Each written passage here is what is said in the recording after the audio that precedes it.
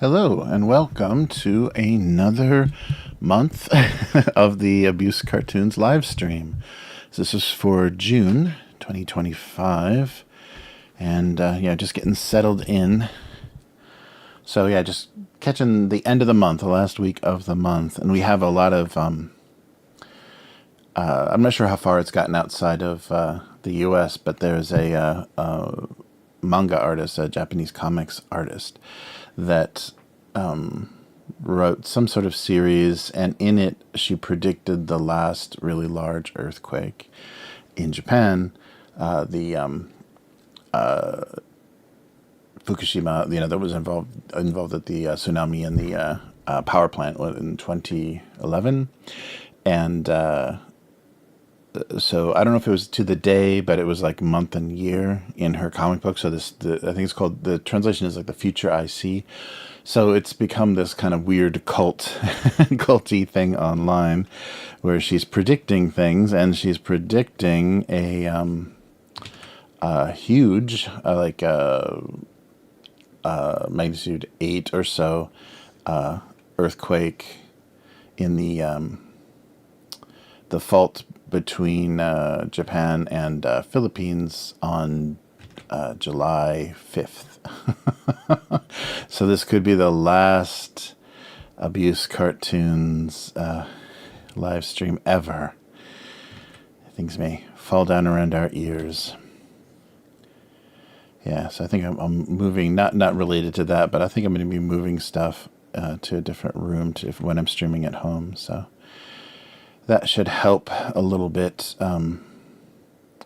keeping cool for this summer. Yeah, the air conditioning down here is a little old and not even keeping the room very dry. So I gotta save some books and stuff. But if I'm on the second floor and the everything collapses, it should be better.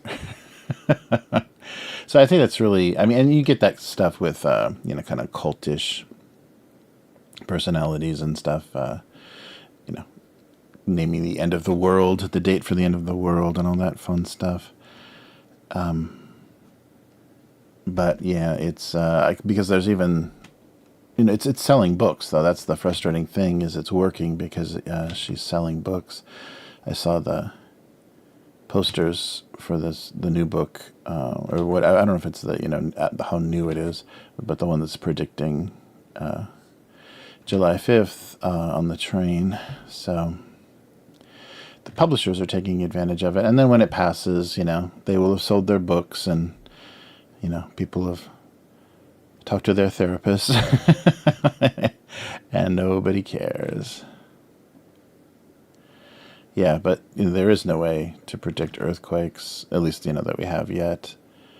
But they are saying in the next 30 years there's going to be a large. You could probably say in the next 30 years just about anything is going to happen. But yeah, we're due, I guess. But so is California, and so is everywhere else. Alright, a bit of this. So I hope everyone has been doing well. Yeah, sorry, the stream is so irregular. It's not even the same day every month. But it should be, things are changing a little bit now, so I should be able to stream at different hours and different days more easily. So we'll see. Less driving. All right. Yeah, this works. That's a little long, isn't it? Yeah, it's fine. It looks nice and weird. But yeah, good to see you, K5, in the chat.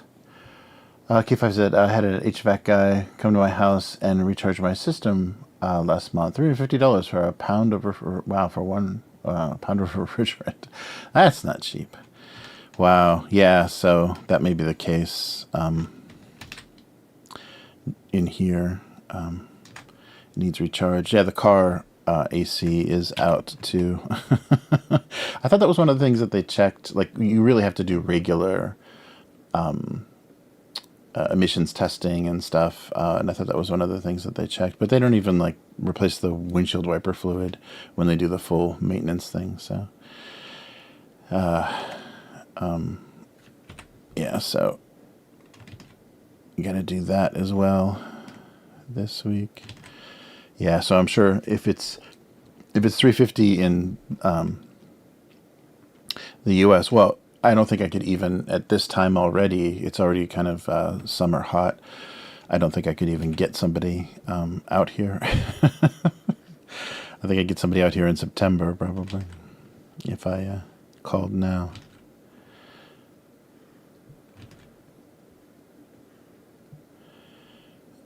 Let's do fries, but with a little bit. Jeez. So, yeah, it's not fun. And it looks like things start early. The rainy season usually lasts us through July. It's kind of like a monsoon season. There's just kind of like random torrential downpours throughout the month of June. But this year it seems like it started early and ended early. So, don't know. Just going to extend the misery. All right. Yeah, let's do a big puddle here. But yeah, we'll see how this goes.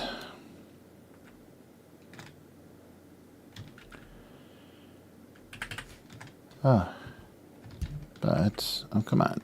I'm trying to move these layers. The computer's a little slow right now. I'm not sure what. It was I shut down everything and was doing some heavy work, so maybe the temp files and stuff have like taken up a lot of disk space. Oh, but yeah. Almost miserable summer. Come on. There we go.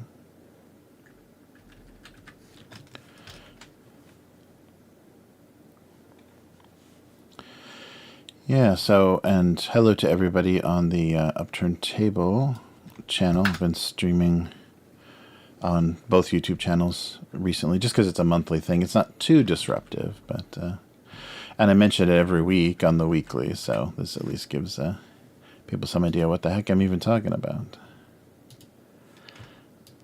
All right, come on. Yeah, this is really laggy. Oh, actually, yeah, I don't want this so big, do I? Because I want to do a puddle underneath, so maybe a little smaller. Yeah. Didn't need to do that. All right, and then we'll draw out the puddle as well, so it can have its own layer. French fries in whatever. Oh, this is going to be, I think this will be a chocolate shake.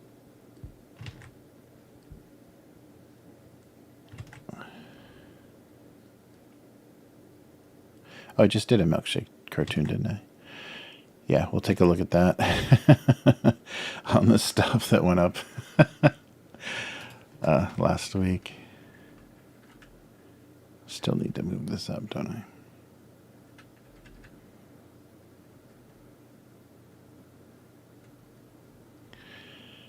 All right.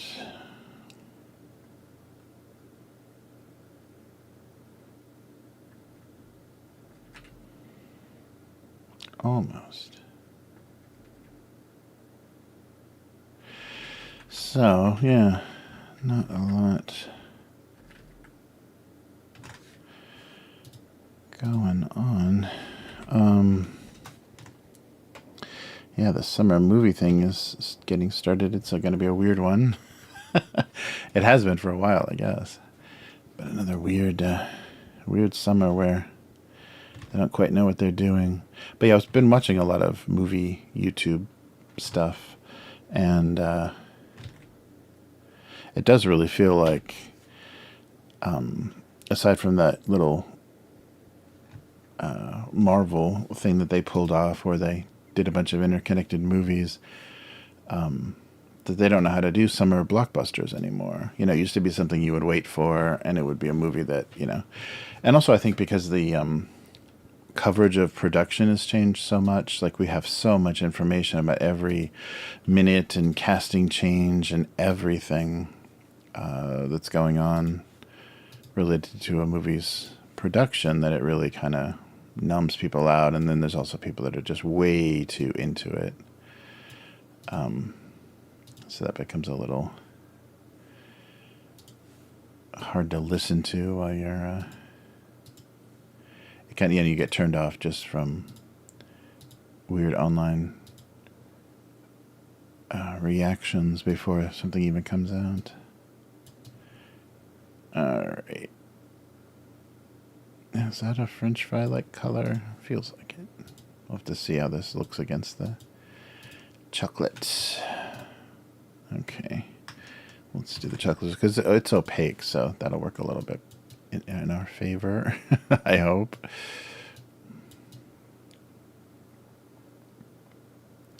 So we need that not too...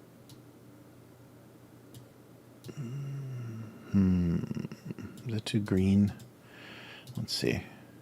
Yeah, it's all going to be in contrast, so let's make it more red. It's all going to be in contrast to this French fry color, I think. So red is probably better. And a little desaturated. There we go. That looks like a chocolate shake, I think. But yeah, the movie thing is very strange. And the frustrating part is it's actually gotten better. Like, things come out a bit faster in Japan. But now there's nothing worth seeing.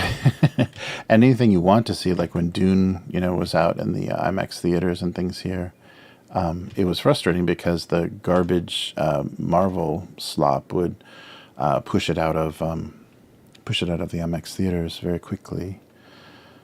So that became annoying. You've got like a week to see Dune in IMAX before some, nonsense from Disney comes in. All right. Oh, that gray is not right. Let's just do a regular, cooler gray. There we go. Lighter. There we go. All right. Well, let's try to put some shadow on this and see what we get.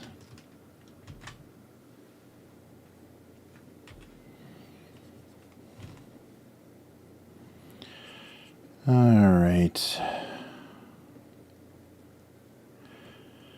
But yeah, so we've got Superman, Fantastic Four, and another Jurassic Park. Why? Coming out this summer, which is very strange. I mean, in the past that might have been something, like 20 years ago, that might have been something people might actually be excited about, but now we've already been fooled a few times with how bad these movies can be. So we'll see. We'll see if people fall for it again. And I love that Jurassic Park is the only dinosaur movie. Like, nobody else has dared try to do a series of dinosaur films, when that used to be a pretty standard B movie, kind of 50s, 60s sci-fi. The Hollow Earth kind of stuff and the Lost Continent, all that. Dinosaurs have been with us, they never went extinct and all that stuff that They used to do a lot, and now it's Jurassic Park. So the thing is, I can't even understand. I haven't watched any trailers, so maybe a trailer would probably just tell me this very easily. But I don't even understand what they could possibly do. Someone's opening another park, or the dinosaurs are still all over the world from the last series. Like, what? What are they going to do? And why do we care? But yeah, I thought that was funny. And they're just like 1, 2, 3. So they're going to instantly compete with each other and push each other out of the theaters, which is a really dumb strategy. I don't know why they think it's like a, what is that, a zero-sum game where you can, there's not enough room for everybody, so you stack them up. Like, you wait for one person to declare their release dates, and then you go right before them to push them out. It's very odd. All right, I think that works. Oh, so let's do the milkshake color on another layer here. And I want to kind of make it make this a little more interesting.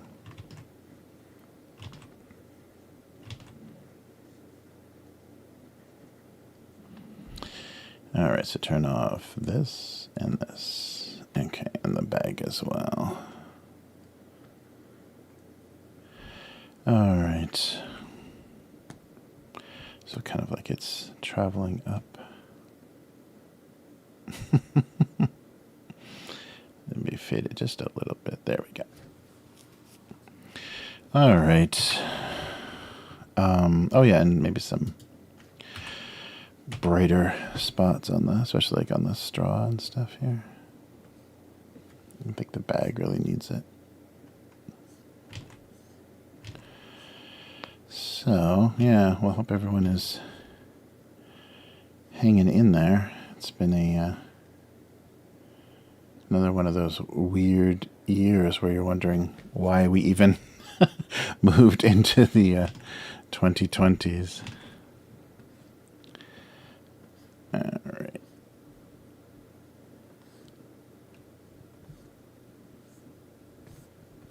Okay.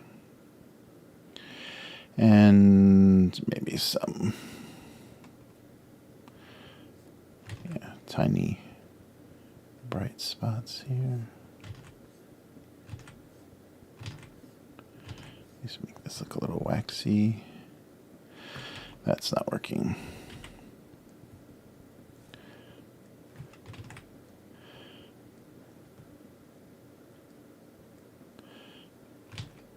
All right. There we go. But we will we'll see how this stuff does. Been watching a lot of spaghetti westerns on the I guess it's the equivalent of Max here in Japan. And it's funny because a lot of them are really hard to find because they've got strange names.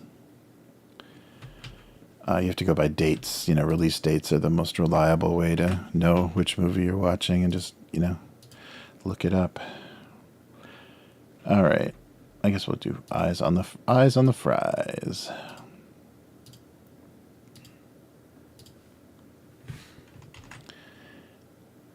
Okay. Oh, and maybe a little bit of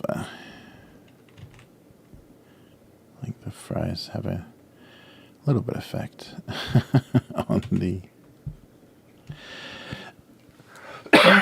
fluid tension, fluid tension of the milkshake. There we go. Oh, and maybe this. Nope. Milkshake color. This a little bit. Yeah, that's actually probably good. Okay. All right. Oh yeah, there's the text is already a milkshake joke.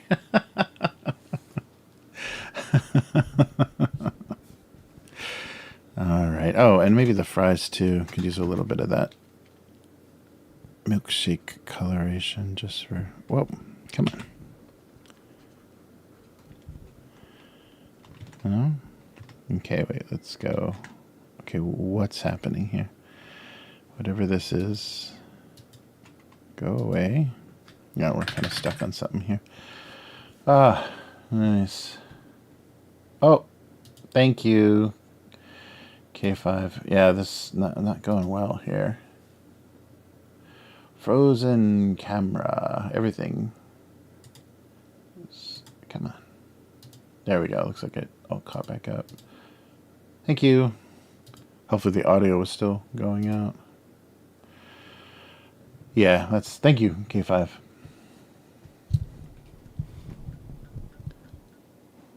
Oh, nice. 2-month-old kittens. K5 says, I'm hanging in there. Hope you're doing good too. Got 5 2-month-old kittens running around here. It's a blast and hectic. Nice. Wow, they're born on May 4th. Wow. Oh, good. Okay. So, yeah, I was just not moving, but still talking. Yeah, even the... What is going on? What is this tool? I'm not using the text tool. Why is it keep bringing that back? That's weird. Okay, there we go. All right. Yeah, sorry. My computer's lagging weirdly, so hopefully it'll get whatever sorted out. Yeah, there shouldn't be anything in the memory causing this much lag. All right.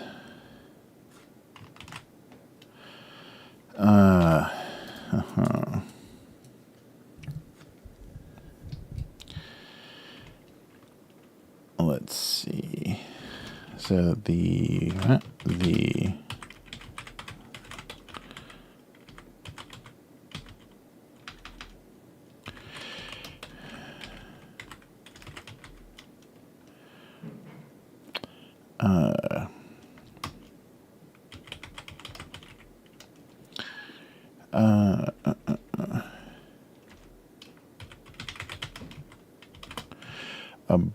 abrupt end to lunch.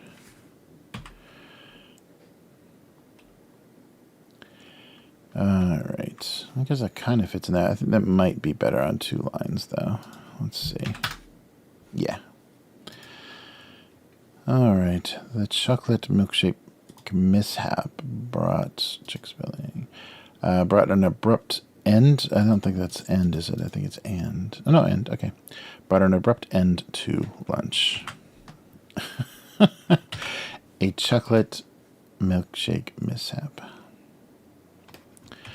All right.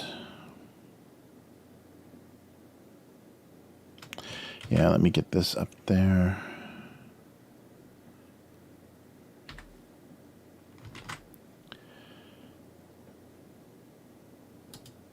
Just in case. So, yeah, my internet's been really crazy too lately. I guess they're working on it in the neighborhood. So,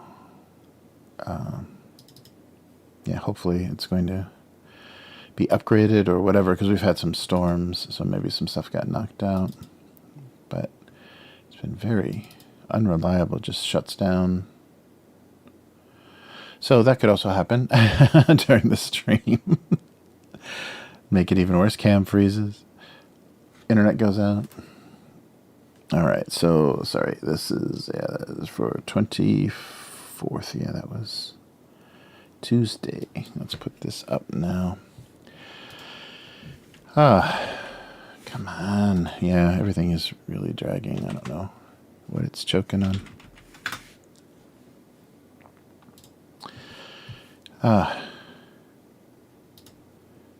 But yeah, so nothing really to look forward this summer except over tourism and extreme heat. So no fun. All right, so we can keep going. Let's just revert this. Here we go. All right, and so I'll just keep it open so I don't keep repeating this the same joke over and over again. All right. But, oh, here, let me get the chat up again. Good, good, good. Yeah, so we'll see. Yeah, it would be great to be able to head back to the U.S. in the fall, but doesn't look like that's going to happen this year. I think too much going on after the summer. And the yen is still so weak, so it's like plus 50 to 60% on every price, and airline prices still suck really bad. Yeah, the last time I went back, I made the mistake of doing the, a lot of, what are those even called? Changing planes at a lot of airports, just to save. I think I ended up saving like $300, but ended up paying that back in like baggage fees and stuff when I brought back overweight bags. So it was completely meaningless because they don't charge you the overweight baggage fees if you're in oh no, I guess it would have been the same. I wouldn't have had a higher class ticket. It would have just been direct. So I still would have gotten charged that. But I was trying to, when they told me how much I'd have to pay for the bags, the extra bag and then the overweight bag, I was trying to upgrade my ticket, and because there were so many connections, that's the word I was looking for, because there were so many connections, I couldn't get all the way to one place. There wasn't a seat available on every flight, so that was really stupid. But yeah, a lot of times when you have that, and I just didn't plan. I mean, I had no idea. The frustrating thing is I had no idea what I was walking into when I went back to the U.S. So I think I've already bitched about that enough on stream. But yeah, it was quite a thing. All right. Oh yeah, let's try some weird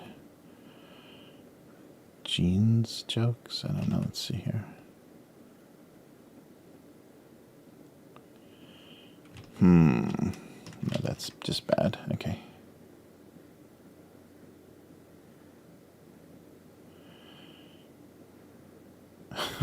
What am I trying to do here? I guess they like this, and then like this.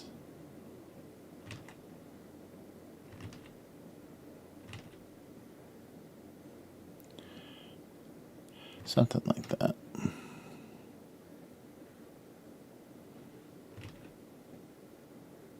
Oh yeah, but what I was thinking about watching the old spaghetti westerns and stuff is if that genre is ever going to come back, but I don't think it ever can, like the same way that like the superhero stuff, it's not going to dominate in that way. Just like horror movies, it's always going to be there, and there'll be like independent ones or the occasional like one-off stuff just because it's so cheap to make. So if you make any money and you've got such a low budget, but like we're seeing, it's harder and harder for anything with any kind of small budget to even get noticed.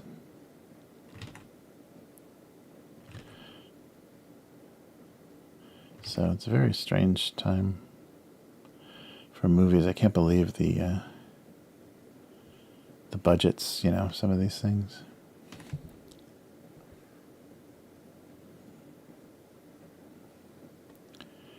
All right.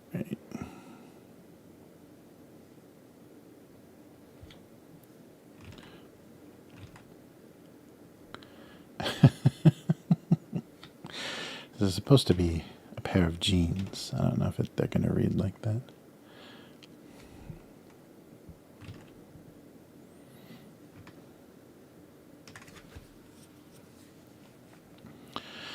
All right.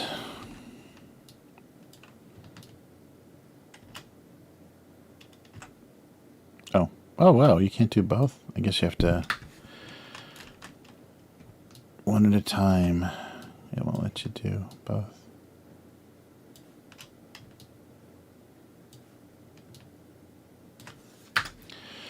All right, let's see how this... where am I drawing this? Okay. Made a crazy layer in the middle of nowhere. Yeah, denim kind of has a texture, though. Maybe I should like apply a texture to this whole thing. Hey, Arturo, how's it going? Doing some cartooning. But yeah, so I don't think it's ever gonna have that mass appeal, and especially with kind of what America's doing to its soft empire and its reputation. I think people are getting less and less willing to believe those lies. So yeah, it's not so desirable. Let's see here. Maybe this texture would work. And I can apply it over a color as well. Oh yeah, so let me do that. Oh, that's really small. Oh, that's right. No, I forgot. I'm working at like huge resolutions. So let's see. Yeah, might be able to do this. Is this seamless? We will find out. Yeah, seamless enough. Alright. Yeah, I realized how slow I'm getting with Photoshop. It's getting ugly. But I guess I just don't have to crank stuff out at the, breakneck pace I used to, so. Use it or lose it. That kind of thing. There we go. And yeah, actually I'll put the details on top. I just want this shape. Yeah. Just want this shape.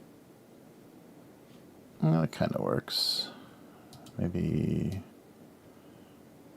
Oh, there we go. Yeah, something like a screen that would just give me that texture.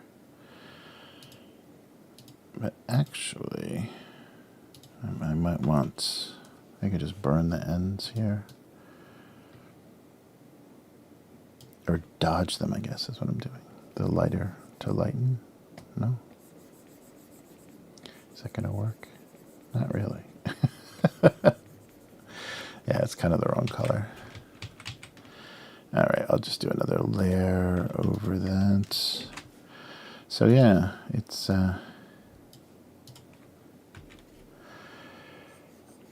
been fun on the game channel doing stuff, and it's fun to get back to a game we actually enjoy. We've been playing a lot of stuff we enjoy, but I think the players have all been talking about doing something that can be a longer ongoing thing, because we jumped around a lot this year with various stuff. There you go. Just fade this. Yeah. Yeah, so it's been fun. Oh yeah, and Arturo on the other on the Upturned Table channel, Arturo played with us on the Daggerheart. We did a kind of look at the new fantasy game in town. We'll see how they fare beyond their fans. Yeah, I've seen on a few message boards and things people talking about it. Or should I do like the little pocket rivets? Yeah. Something like that.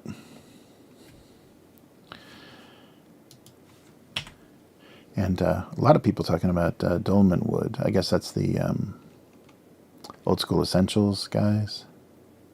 It's a mega dungeon kind of, or not mega dungeon, but like a hex crawl kind of deal. One of the OSR groups is playing that now.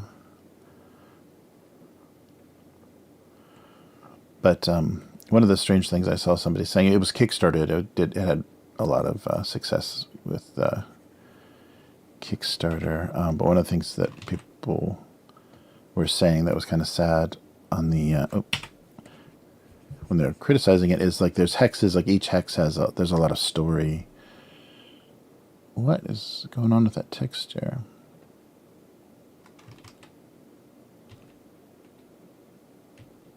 Oh, I must have filled the texture. Oh, that's what that was, is an accidental fill. There's a lot of hexes, you know, with all these like amazing, amazing story, and they've built out did a lot of world building and stuff, which is kind of more fun to do yourself. So I don't know why. It's got to be really good for it to be better than what you would have come up with. But some of the people that were running it said they were sad that their players are never going to get to see some of the coolest things because they were on the wrong side of the map. I'm like, ugh, play for years and never get. Can't you just move that hex somewhere? I don't know. Move it closer, move them in there. If it really is something you want them to play, I don't know why you'd have to, feel like you couldn't move, there's no flexibility. But I don't know the system or the settings, so maybe there isn't. Maybe they discourage you from screwing with their stuff.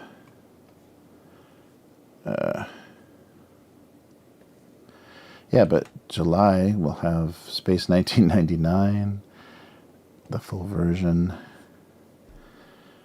So maybe we'll get back to a little bit of that. That was fun, and especially with Matt doing the 70s guy thing. Yeah.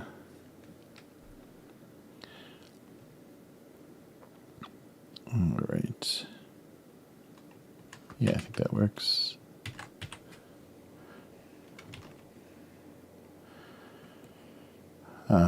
Yeah, so I found a bunch of waffles at the convenience store, and I'll talk a little bit about like what kind of stuff they have. Like when you say waffles and stuff here, like what people think of in Japan, because this is a little different. Yeah, a little different style. They're not served often. I think pancakes and French toast are much more popular, and they're not really considered breakfast foods. They're more like desserts. Yeah, it's hard to get good breakfast in Japan. I don't know how the tourists do it, because they don't start serving breakfast sometimes until like 10.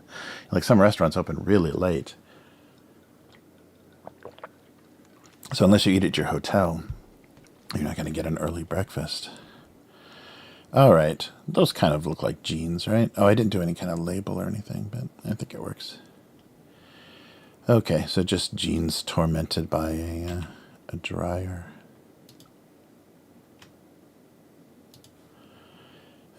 All right.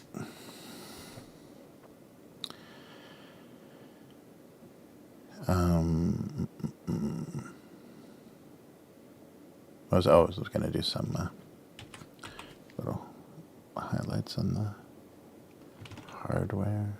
And actually, I've got the touch on. I got to be careful. Actually, I want to put some color on those teeth. Oh, those actually can be brass too, right? Yeah, go away. The brass color. I can just pick that up myself. How do I... What the hell was that? All right. Yeah, I'll just put the brass color on the teeth of the...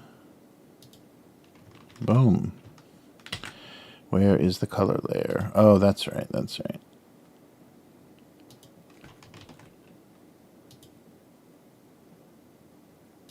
Okay, yeah, just tuck that in there.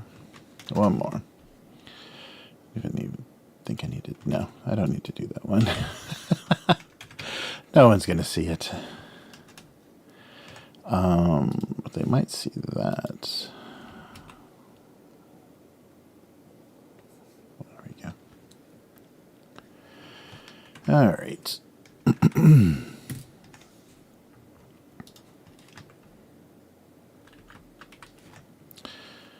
Okay, what are we doing here? There we go. Cool. Yeah, so the games stuff has been fun.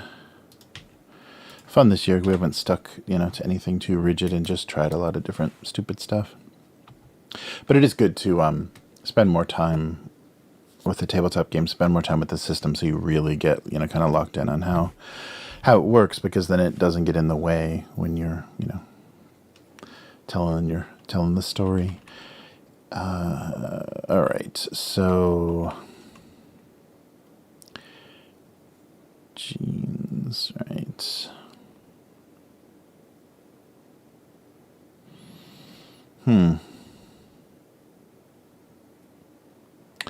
Oh yeah, so pre-washed, that's usually t-shirts, right? Like stone washed, acid washed, that's all that trendy stuff.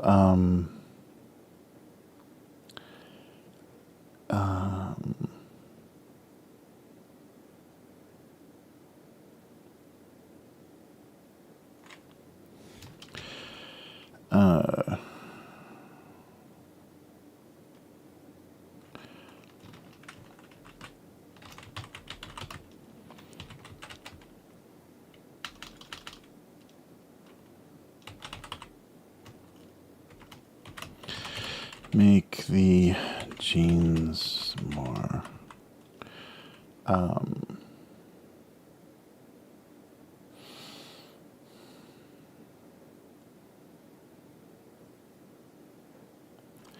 more comfortable, just stranger.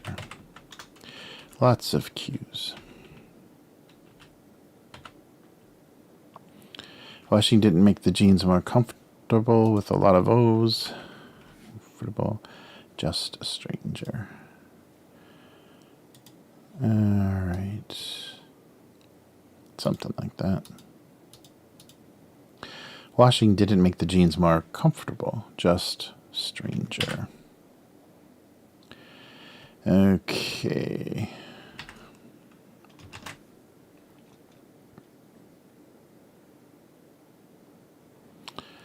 I have to say blue jeans. I think jeans are D-O-M are understandable enough. All right, and revert. Oh, yeah, so yeah, maybe let me upload this and then we'll take a break. Just do that a lot more throughout. That'll help my energy level and also make it so if you only watch for an hour or so, you get to see the, oops, nope, wrong one. Okay, whatever. It didn't show up. I needed to refresh. All right, jeans. Okay, so maybe that will go up today. Maybe. I don't know if we're on time. Okay, and okay, let's take a quick convenience store break. So everybody that's been hanging in there for one of those. Here, whoops, where do we go here? Here we go.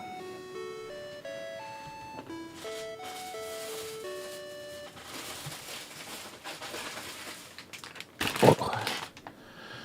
All right, so we're here.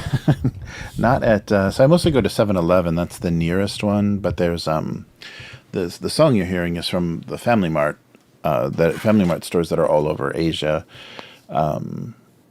And that's from the 80s, and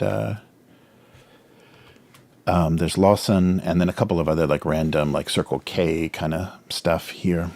So let's take a look at a very standard. So you'll see these shops all over Japan, and they always smell really good. They're in the train stations and just about everywhere. But this, I don't know if you can see. Oh, it's, of course, keying out. Gold is keying out. So mannequin. Mannequin is the waffle place with the distinctive, the little kid, I think from the French statue, the little kid, like, pissing in the in the fountain. That little, I don't know if it's supposed to be a cherub or just a little kid, but that's their icon. They don't put it on the packaging, maybe to... No. Oh, no, they do. There he is. You can't see it very well, but see that little boy? There's a little kind of a high contrast version of him. But he's usually in gold near the logo. So I don't know if a kid taking a piss and waffles is a great association. But they do a lot of different flavors. And of course, because it's Japan, they do seasonal flavors. This one keying out is maple, just their plain waffle with a maple flavoring on it. And usually they make these fresh at the little stands, but in the convenience stores, they also sell them pre-packaged. You can get them kind of warm sometimes, depending on your timing, but they're very fresh. And so they're, a Belgian. Oh no, so maybe it's Belgium because it's a supposedly Belgian waffle company. So maybe somewhere in Belgium is that little pissing kid. But they're just a little tiny, because you can imagine how much bigger this would be if this was in the U.S. So a little snack size, like a chocolate chip cookie size of a Belgian waffle. So not crazy deep, but kind of a deep waffle, but very soft. And sometimes they'll do drizzles of different things on there at the stores, drizzles of chocolate or caramel or whatever. Yeah, they're definitely not as good out of the bag. Maybe the recipe's a little different for shelf life, because they're a bit drier and the texture isn't so soft. So maybe like less egg or something. But the flavors are always pretty nice. They're all the way through. They usually do something in the batter itself, and then there's a lot of they'll do a coating of something, or even sometimes they'll put like frosting in the little squares. So sometimes when they do a flavor, if they do like a strawberry shortcake or something that would have cream, they'll put little dots of cream in there. Those ones they usually don't sell prepackaged like this. But yeah, they're good. And they're especially good with coffee, so that's why I have a big cup. But most people here would think, if you said waffles, this is the first thing they would kind of think of, or the thing they probably have the most that's like a waffle, is these little snack deals. At least the actual waffle itself isn't keying out, so I don't look completely crazy. But they're small, and they're kind of they put them in a cardboard box, like a donut box. It's a dark brown with like gold details on it, so it looks a little fancy. I don't know if that's what they're going for. I think they're mainly just going for like the exotic European thing. Yeah, so not as good as a fresh one, of course, because who knows how long ago this was made and how long it's been sitting. But sorry, this week or this month I'm going to be talking a lot more with my mouth full than usual. Not little gummies or any little small things. A whole waffle. But like I was saying, waffles in restaurants are much more rare. I think there's a huge bias for pancakes. They love pancakes here, and there's all kinds of like experimental pancakes with like beef stew on them that they used to make. Not sweet pancakes, more of a savory, just bready pancake. And you could get it with all kinds of weird things as a meal, like they were treating it like potatoes or some kind of something over rice. It was like the carbs of the meal. I haven't seen that so much recently, but when I was first here, there was a lot of experimenting with like doing kind of like with crepes. They'll do fruit crepes and then more savory flavors of crepes. They were kind of trying to do that for a while. That's kind of gone away, and now it's just the softer and more cloud-like. You can make a pancake. But yeah, so these are the mannequin waffles, and we'll see the 7-Eleven does their own brand of these. Oh, actually, let's just do those now because I've got a ton of stuff in the bag. So in direct competition with this, 7-Eleven has their own store brand version. So, these things sit side by side on the shelves. And this is, like 50 yen or, it's not quite half the price, but it's like, maybe 75% of the price. So let's kind of do a little taste test and see directly how much. So that was a maple flavored, and I think this is just a plain waffle. Oh my gosh, lots of calories. This is not going to be a weight loss stream. Oh, interesting. So they put the little silica moisture packet in there. Yeah, but maybe that's because they're expecting these to sit on the shelves that much longer. Yeah, so pretty similar in appearance, maybe a little darker. They're cooked a little darker. Yeah, it's butter. Yeah, these are just like a butter flavor. So that one had kind of a maple syrup, kind of like a what is McGriddles? You know, those sandwiches, those breakfast sandwiches at McDonald's that have like maple in the kind of bready pancake thing itself. This is kind of the same. The maple was kind of in the batter, soaked into the outside of the pancake, and these are kind of butter flavored. So butter and sugar on this one. Just there's like a little sprinkle of just sugar. Much softer. Interesting. The mannequin one was a little dry. Yeah, this is a lot softer, and it might just be it's a little fresher.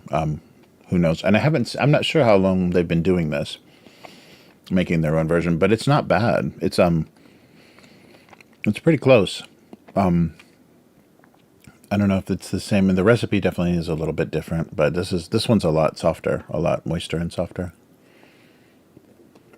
out of the box. And I don't think they do flavors. I mean, they may, like, in limited runs, but they just do like a plain. Oh, this one's not keying out. They just do a plain waffle, and they don't even specify. Oh, and they say it's a little. Yeah, no, they do. Oh, no, they say butter and sugar. Yeah. So the saku, the little bit of crunchiness is from the sugar glaze, kind of sprinkle on it. Yeah. So they do say that it is a flavor. So butter and sugar. Yeah, that's surprising. And that's the weird thing with desserts at convenience stores here is they're much better than they need to be. Like, I think people's expectations are pretty low if they pick up like a little piece of cake or a cookie or something from a convenience store that's probably going to be garbage. And actually, they're pretty close to their equivalent in a brand or even like in a department store or whatever. The butter smell is a little odd. Maybe that's why they needed to keep it from getting too wet in there, but it is butter. Wow. Yeah. I could see these going bad, though. I could see that butter smell getting a little rancid. It's like a little strange. Anything that sits in bags, when you open it, it's always like, oof. All right. You don't have to watch me eat 2 waffles, do you? Yeah, so those are surprisingly close. And the store brand one is actually a little bit, and maybe just they did a better recipe for, shelf life than the mannequin ones. But, yeah, surprisingly similar. So for the price difference, you're really not going to notice. I think the only thing you're going to have, the advantage of the brand, is they have more flavors and variants and stuff. All right, back to the drawing.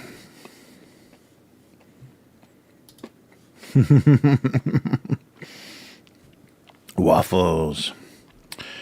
Yeah, I thought it was funny once I saw a bunch of waffles. Like, hey, I don't think I've done waffles before. And they're always kind of a standard thing. I think they were much more popular at one time. But maybe because of Hawaiian restaurants. So Hawaiian burger restaurants always have pancakes for some reason. In Japan, some kind of desserty pancakes. And you could never get pancakes on the side. That was the frustrating thing is we went to, my daughter from the U.S. was obsessed with Denny's in Japan. And the menu was not great. It was kind of very Japanese. And I was hoping for a little satisfying like side of pancakes, scrambled eggs and bacon or sunny side up and sausage links or something, but nope, none of that. I think they had a little bit of breakfast food only served, before like 11 or something. So very, very strange. It was very disappointing to go there for dinner. So there really isn't, aside from the Hawaiian burger shops where you get pancakes, there's not an easy place to get breakfast for dinner in Japan. They just don't do it.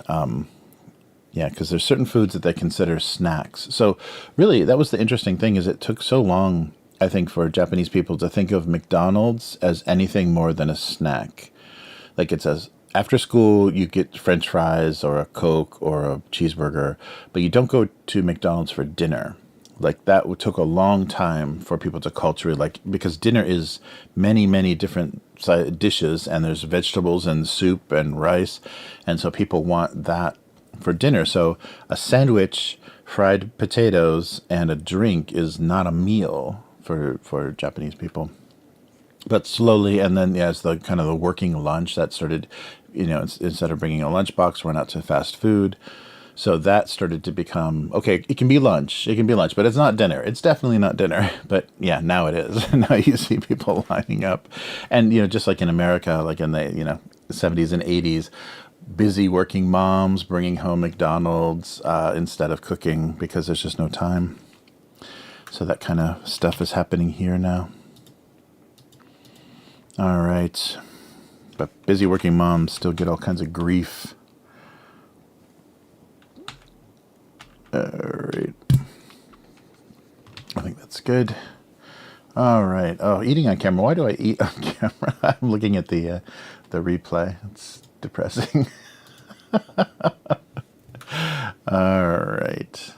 But yeah, that was a really funny thing. When things get imported here, sometimes they find their place, and sometimes they just never. They're a novelty for a while, and then people are like, okay, make it go away.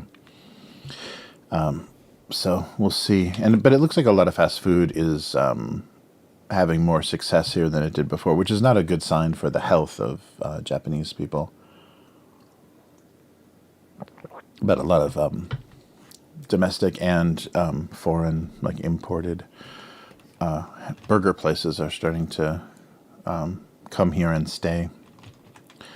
And they even do an occasional pop-up in and out, I think because it's such a tourist...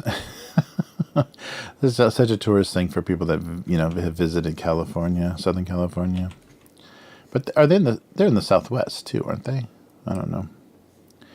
But maybe it's just a California thing.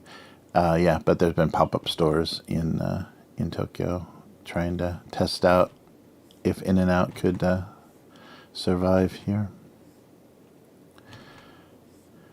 Let's see. Oh, let's make this a little deeper. It's not reading as correct here. There we go.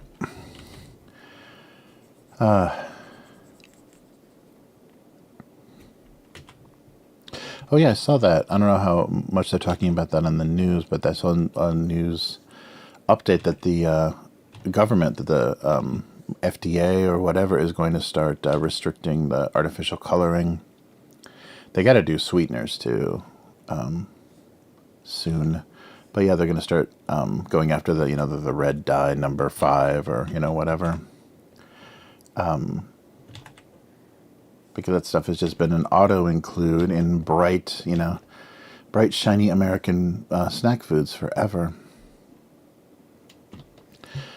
So yeah, it's cool that they're finally doing something about it. I don't think people are excited about who is doing it, but that's fine. But wasn't Michelle Obama, wasn't that her thing? Why wasn't that something that she went after? Maybe she did. I mean, I wasn't paying attention all that much, but why wasn't that something she went after,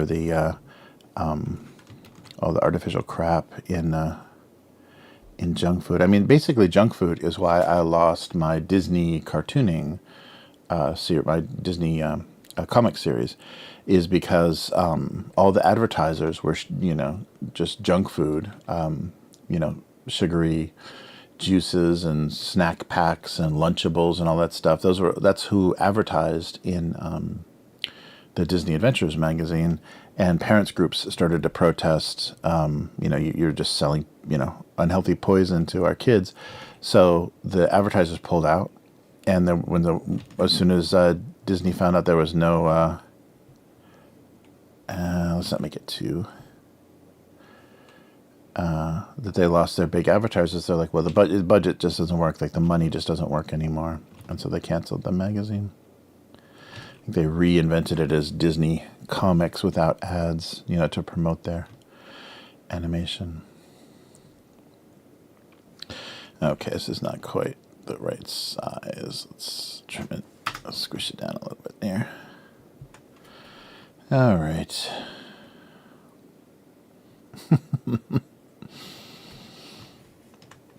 And yeah, maybe do some tape. I've been dealing with boxes recently, so let's do some tape stuff. All right.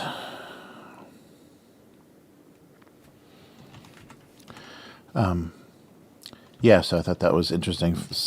But maybe, I mean, this is all stuff. If they can drag it out until there's an administration change, then they can make it go away. So we'll see how powerful Yum Brands or all of the big food global companies are to resist this kind of stuff. But yeah, the only reason I was was thinking of that is In-N-Out was one of the brands that said they're going to take the red dye out of their milkshakes and replace it with beet coloring and some other natural coloring.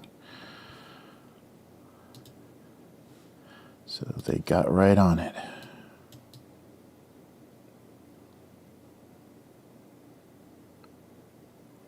Kind of yellow tape, maybe.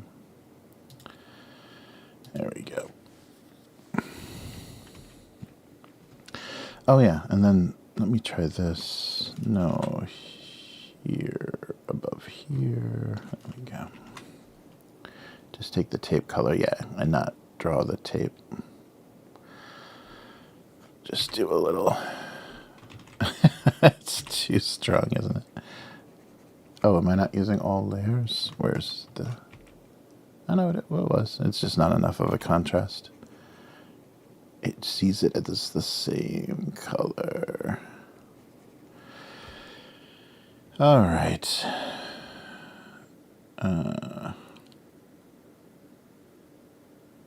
Yeah, that works. Let's try some shading.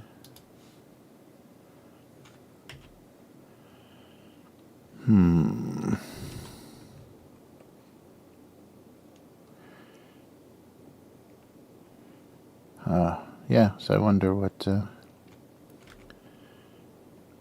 summer movies are gonna look like. I think it's just gonna be a whole bunch of nothing, though. They're gonna come and go quick, and people are like, eh.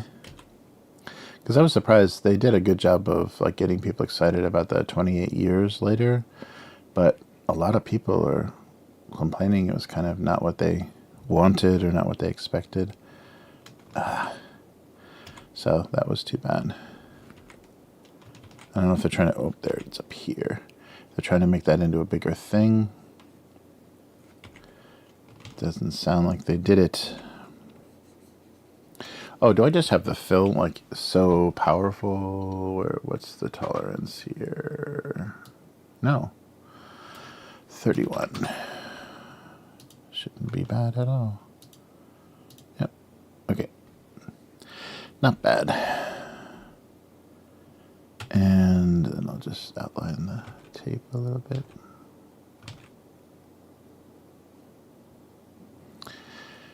All right. And maybe here.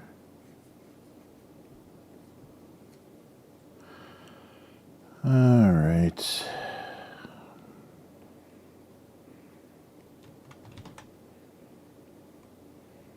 Oh yeah, and what's that? I'll probably talk about this in the weekly, but what's all the propaganda with, they had a screening, finally, they had a screening of one of the original prints, like a pretty well-preserved print from like 70s or 80s of Star Wars, of the first Star Wars movie. And there's all this shitty British press, because it was done in England, like for some film institute or some event or something, and they're saying, oh, thank God it was changed because this old print of Star Wars shows you what a piece of crap it was before the special edition, before it was fixed by George Lucas. It's like, what the hell? Who? That, I mean, you know what? That's got to be like Lucas putting money. I wouldn't be surprised if that was Lucas putting money, like paying off some some shills in England to write that, because he does not want, after his rough divorce with Marcia, he does not want her to have a penny from that version of Star Wars getting re-released. That was like, kind of like the advanced Dungeons and Dragons thing. That was the reason why he did the special editions, is because that would stop her from receiving any money, because she was the editor and I guess had some back end, or maybe in their divorce agreement had a piece of his royalties for that film. So that's why it never got a release when it was, under his control.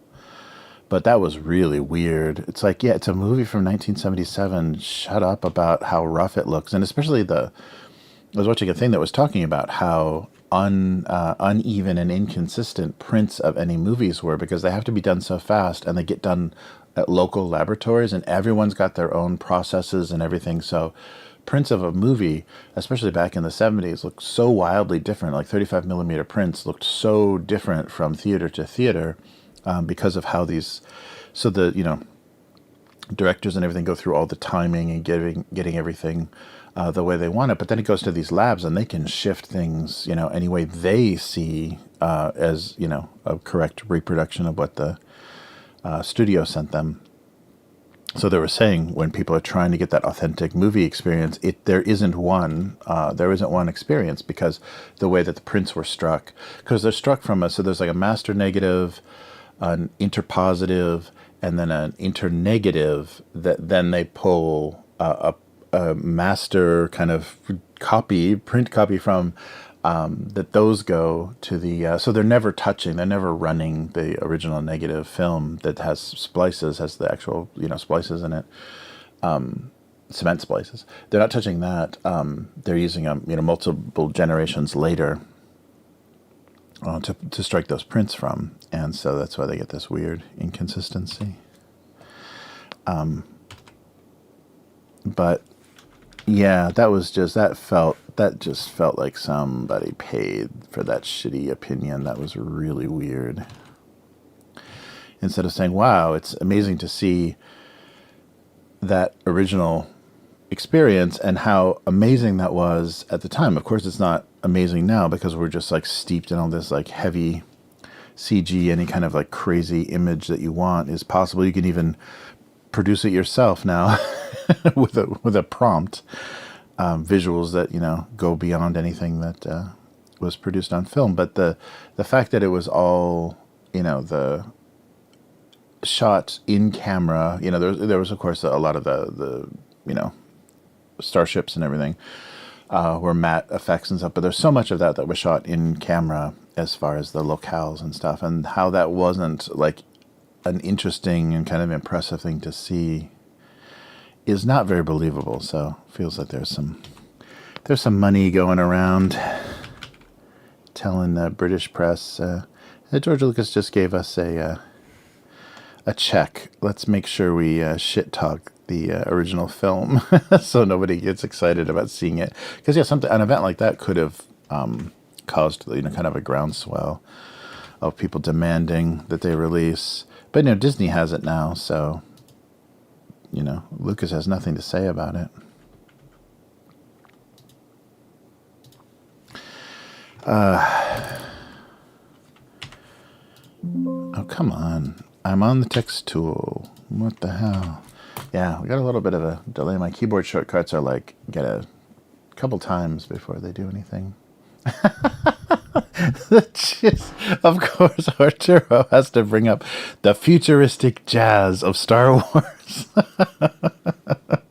Yeah, there was somebody that pointed out one of the characters has in that band, or the band of Jabba's palace, has a weird name, and when you add like a jizz musician to his name, it makes it even worse. Yes, the jizz performance. Oh man, yeah, they've really made some weird mistakes naming stuff. That's right. Future jazz is called jizz, just in case you wondered. Check out Wikipedia. It's true.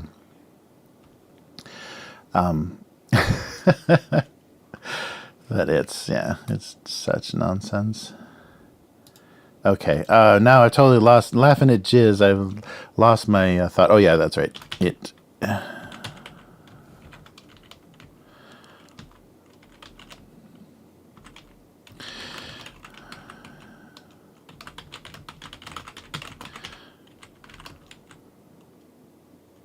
A child. Yeah, I don't want to gender. I want gender and move it like a son, but more like losing a child. Okay.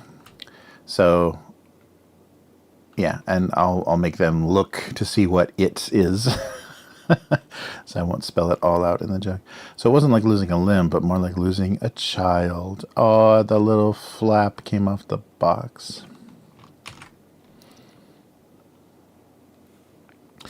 All right.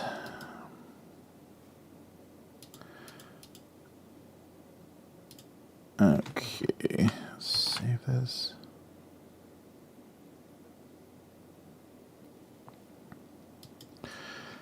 Okay.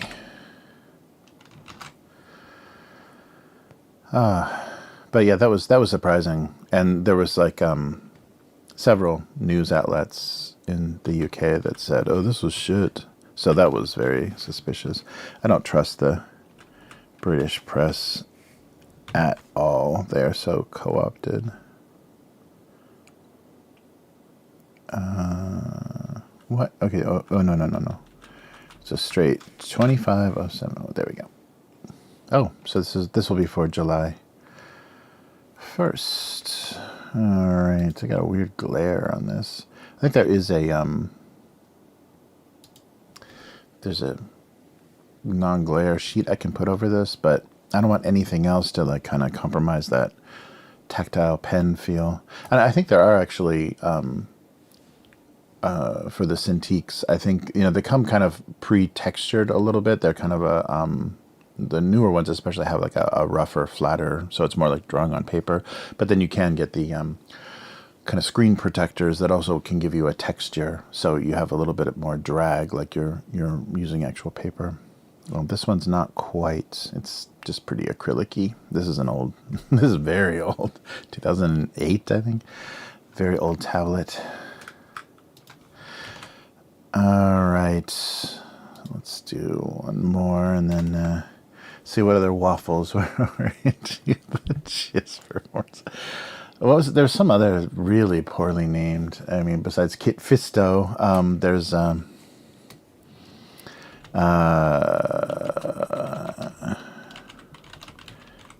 really really bad. Yeah, of course, Max Rebo. Everybody remembers that. Droopy McCool? I guess the woodwind player was Droopy McCool.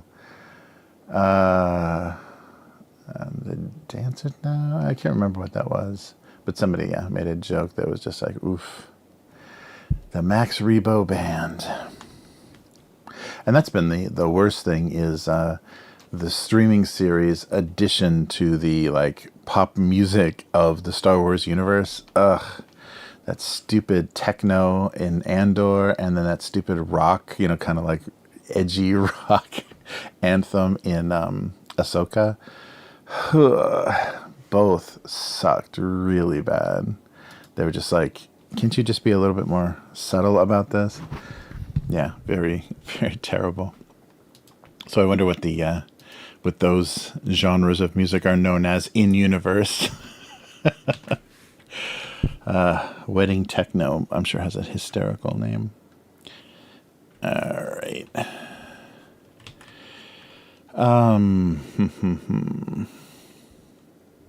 I can't draw a rolling pin at a decent perspective. Done a lot of popcorn jokes. Oh yeah, let's do a bucket of chicken joke. I still don't understand why. I mean, I guess it was because originally it was like everything, the whole meal could go inside, like it was a picnic basket, you know. So this makes cleanup and everything better than a paper bag. But the bucket of chicken. Yeah, do they even? I don't think they even do that anymore, where they have you know, the layers and everything fits inside. They definitely don't do that here because they don't serve any of the extras. There's no mashed potatoes or any of that kind of stuff. All right. Chicken in a bucket. And let's have a piece hanging off the side here. Like a wing or something. That, there we go. Nice. Yeah, this is some kind of creepy... Oh, no. Some kind of creepy chicken wing. Oh, I'm drawing the... Oh, I drew it on top anyhow, so it's not going to be very movable. I guess that's okay. I can't move. I thought I was on another layer. I always think I'm on another layer. Well, let's do that. Let's move it up anyhow, just so I can have more control. Yeah, because I think I want to make it a little, yeah, a little more. So it doesn't look like a weird piece of skin or something. All right.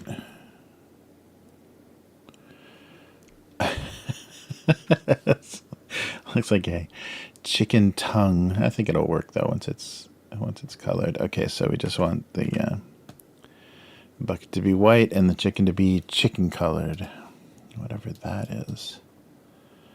Yeah, something like that, maybe. Sure, and then I'll put some coating on it, and then let's do the stripes in the bucket. Just red. They're on the, oh no, they're on the top, aren't they? I was going to say they're on the bottom coming up. No, I think they're on the top. Coming down.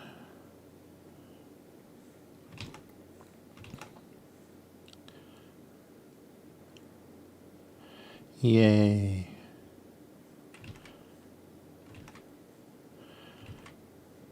Yeah, the crazy thing is KFC here is so expensive. Like delivery pizza and Kentucky Fried Chicken are insanely priced here. Like a pizza is like $30, $40 if you just don't want a, you know, plain pepperoni pizza here.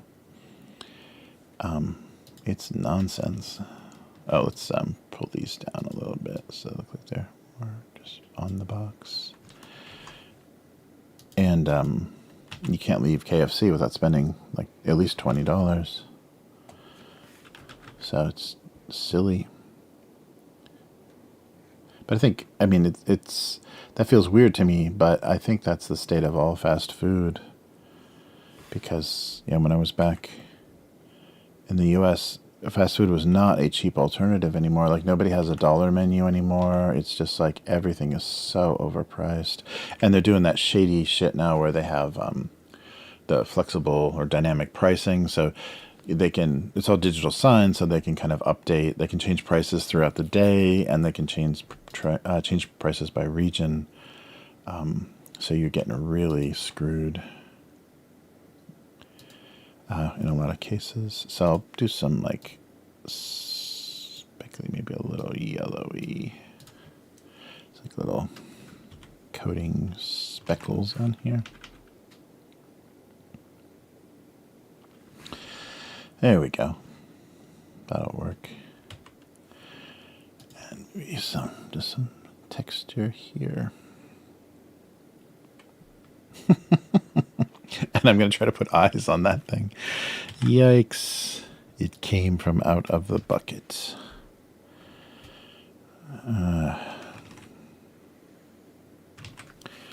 Oh, that Beetlejuice sequel made it onto Japanese Netflix. My God, that is a bad movie. I can't believe that. Well, I mean, no, I can believe Tim Burton has been horrible in the last few decades, but yeah, that's just brutally bad. I don't know how that even got written. It's just nonsense. Like they didn't do anything interesting with the characters, and yeah, it was just stupid. But I guess it's probably better than Beetlejuice Goes to Hawaii or whatever the original planned sequel was. Yeah, there was some Hawaiian sequel that they were kicking around for a little while. All right, is this maybe a little bit bigger, right? Ooh, yeah. There we go.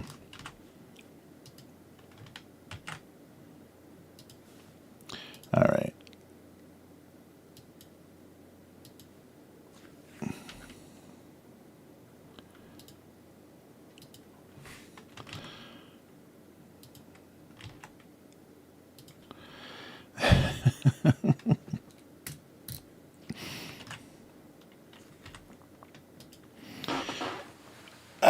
All right. So something about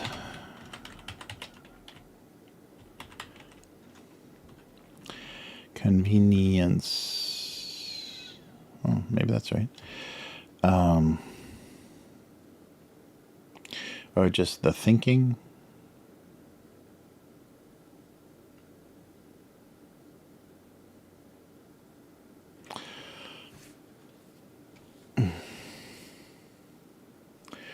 So just read more like a garbage can. Or the appeal, maybe not the convenience, yeah.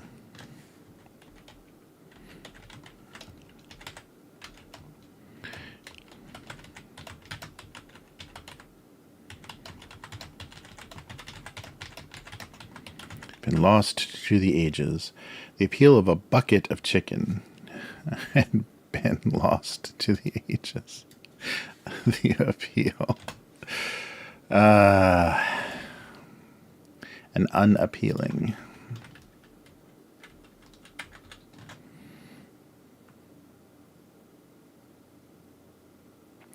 Or the resemblance of the bucket of chicken to a waste basket. Waste basket of chicken.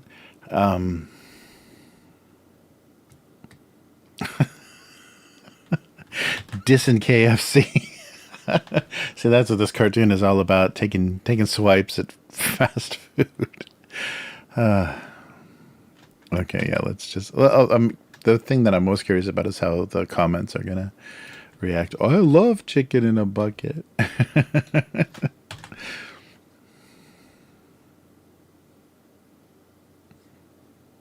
The appeal of a bucket of chicken had been lost to the ages. Yes, that's exactly right. Let me double check my...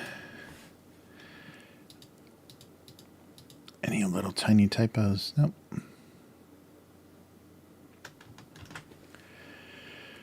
Oh, all right. I think it's waffle time.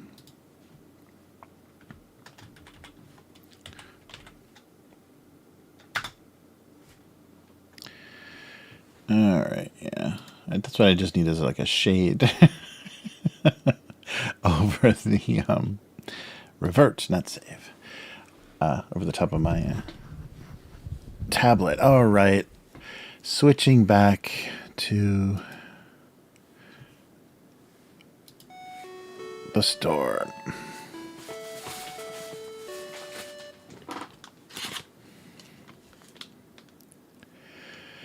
All right, so our next waffle of choice.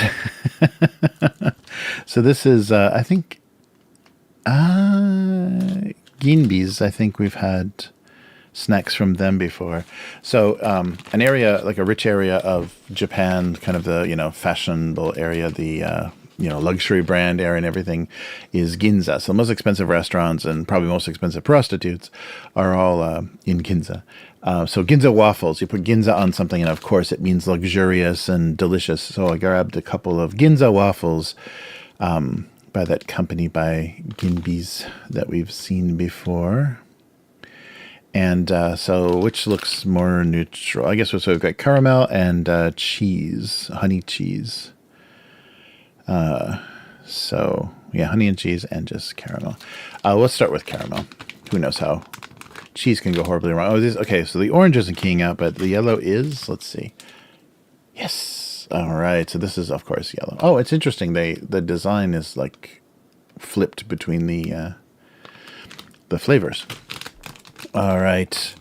So starting with caramel. Oh, this is like a sandwich. Yeah. So they're calling it a waffle, but it's more like a pizzelle or like a one of those French cookies. Yeah. It's waffled, but more like a little cookie.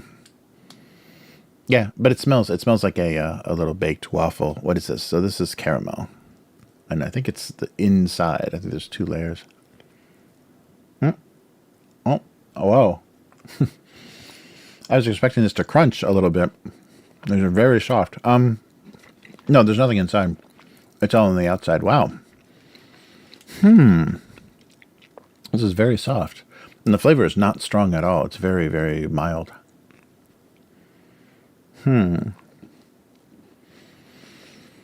Almost chewy. That's weird. So maybe there is, I don't know, I don't see any sort of thin layer. Maybe there is, though, a layer of caramel, because there's a little chewiness to it. So maybe it is a layer of caramel between 2 really thin cookie.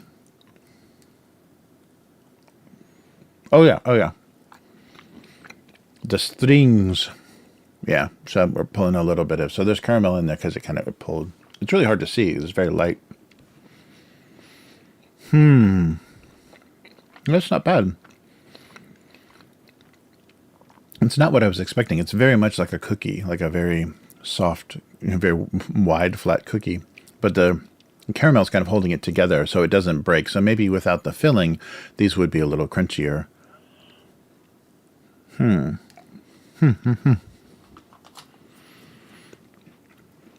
Interesting. All right. Now I'm worried. So that means there's going to be honey cheese in the middle of this one. Yeah, it's exactly the same. So, we have a leak. Oh, yeah, we had a little bit of a leak. The cheese was kind of stuck. Oh, no, it looks like it got too hot.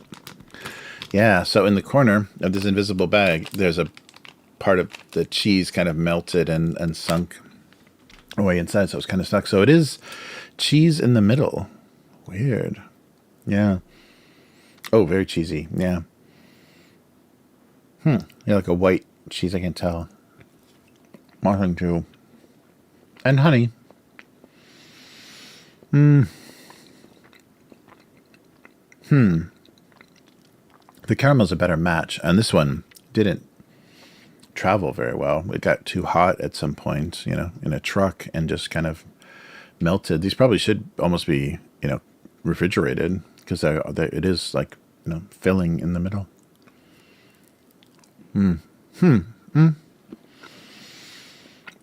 This flavor is not wonderful. It's if you take the sharper cheeses out of like a 4-cheese pizza, so just a mild cheese and honey flavor with a waffle flavor, it's not great. And there's a butteriness. There's like a butter on the outside. I think on the other one too, but that blended much more with the caramel. Very odd. So those don't feel like any more expensive snacks. I think they're just using that ginza to make people think, oh, then maybe this is luxurious. It's not a very, I guess the flavors are a little bit more unique, but yeah, the caramel was okay. These are strange. I would not recommend them, especially on a hot day, because it does look like the filling can just come right out. And that combination of honey and cheese is not a great match for waffles. Kind of a buttery waffle. All right, well, we can... oh, hey, let's switch it up to make this more...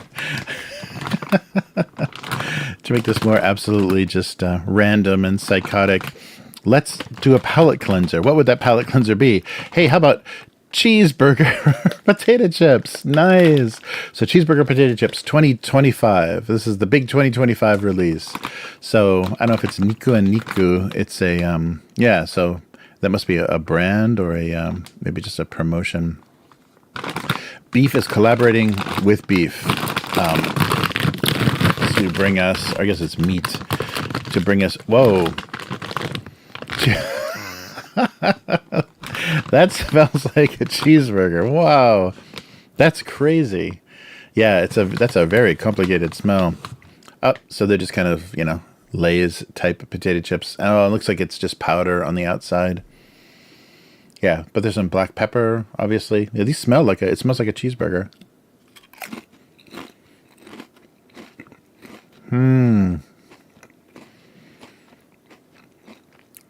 Wow. Beefy, cheesy, tomato. Oh, so it was definitely beef, cheese, and then like a tomato ketchup flavor, and then pepper. There's black pepper.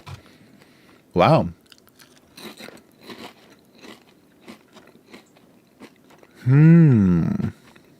Interesting.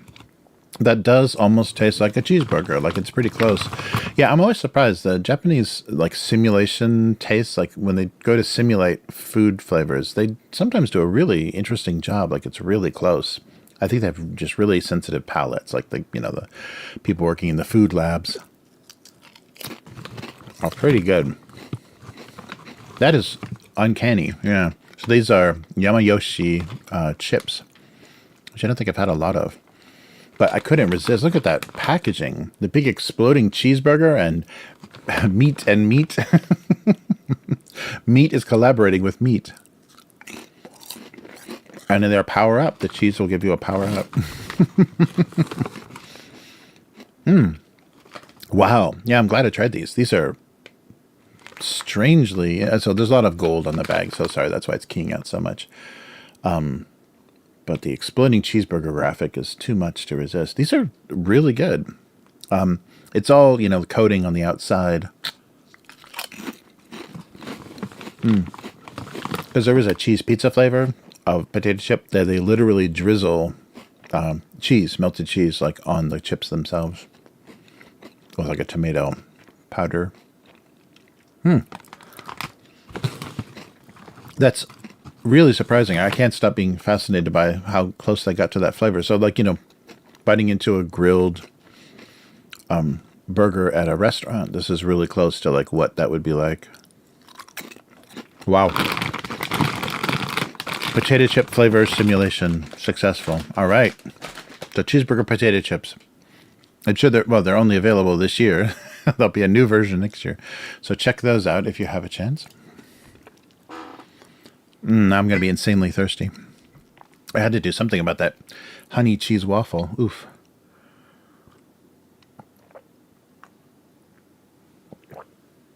Wow. But those chips were great. Yeah, sometimes they fall really flat. Or the other surprising thing, like we tried that mint chocolate that wasn't chocolate. It was just a weird mint flavor in creamy white chocolate. So the flavor combination was like totally wrong. And what was there's another weird mint. What was that? A weird mint combination that we tried. Mint and salt. That's right. That's right. That's what the chocolate was. It was mint, salt, and creamy white chocolate, not dark chocolate or even milk chocolate. That's right. Absolutely the worst. Yeah, that was a weird combination because the salt and the white chocolate, they don't do anything for each other. And then to throw mint on top of that was very bizarre.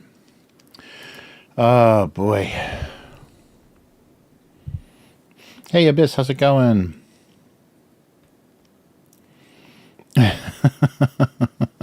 Oh, thanks for explaining what's going on. Oh, it's a Stroop waffle. Uh-oh. Abyss is here calling out the Stroop waffles. Really, the thin little deal? Was that what we were referring to? Sorry. Thanks, a bang red fish. Yes.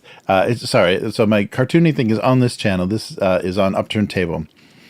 That channel is a tabletop gaming channel, but I do illustration for tabletop roleplay supplements. Like I do some fantasy illustration. I've done a lot of work for Matt's stuff that he has on Drive-Thru RPG.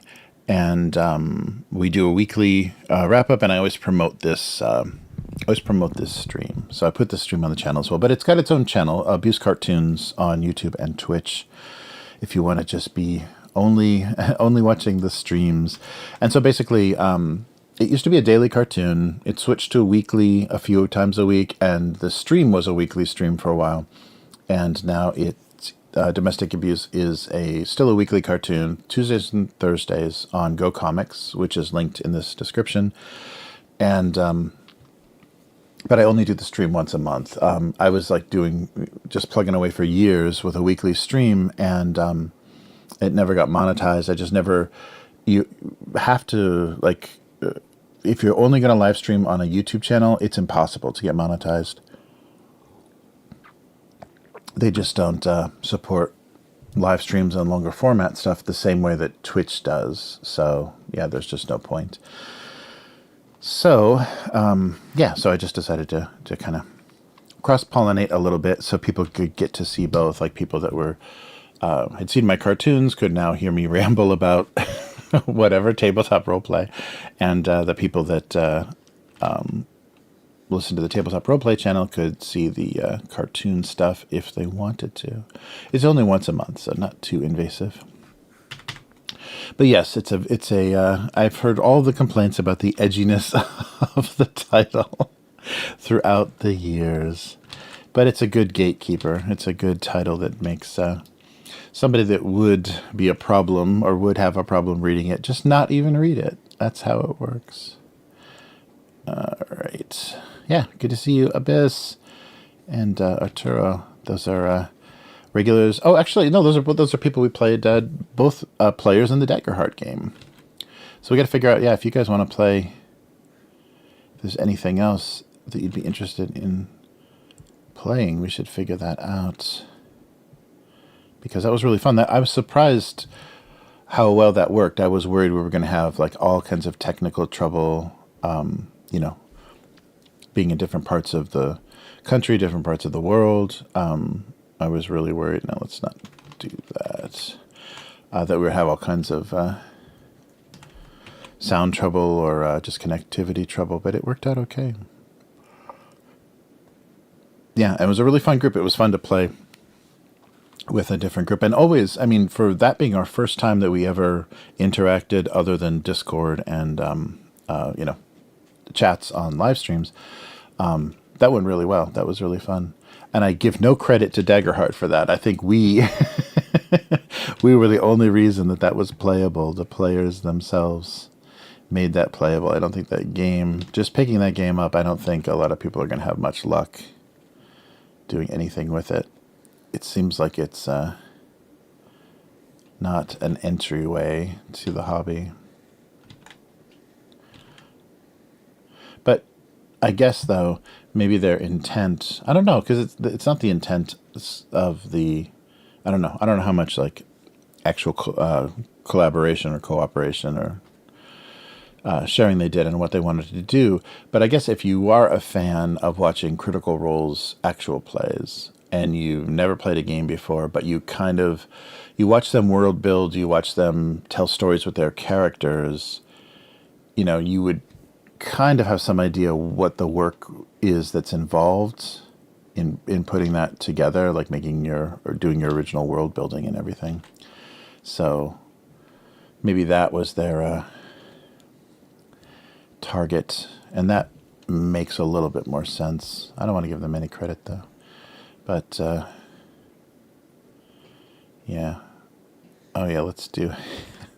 Oh wait, it's there. It's really weird, isn't it? Yeah, it's like this. The toilet seat cover. Nice. All right.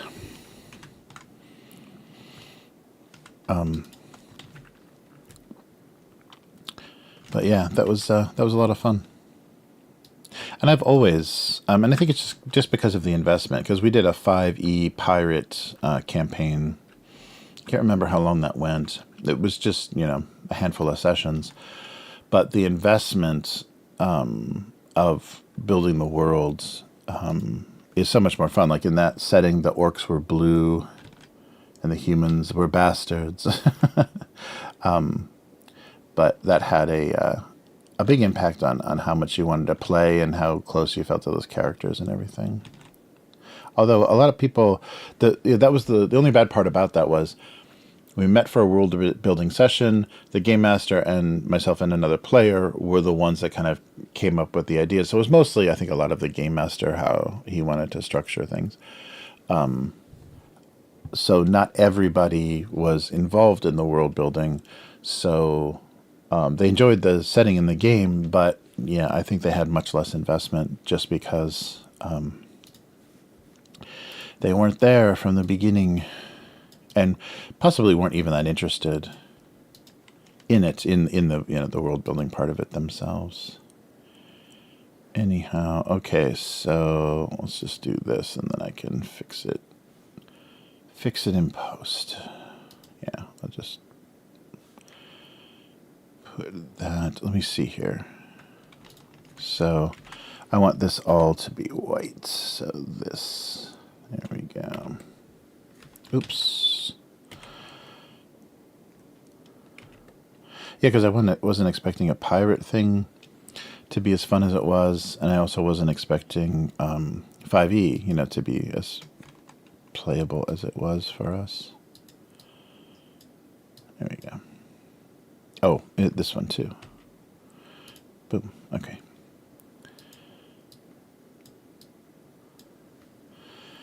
All right.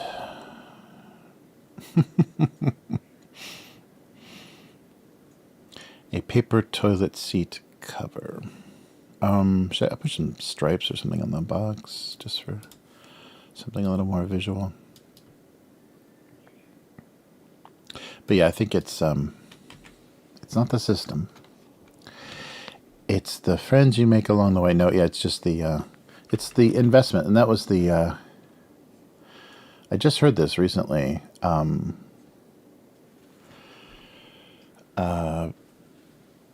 People, some acting advice or something, and somebody was just saying anything that you go into, shoot, I forget the term, but going into something, wanting to get something out of it and being kind of interested in it, whatever it is, you're going to benefit from, whatever effort you put into it. So if you're there and you're actually trying to, oh, wait.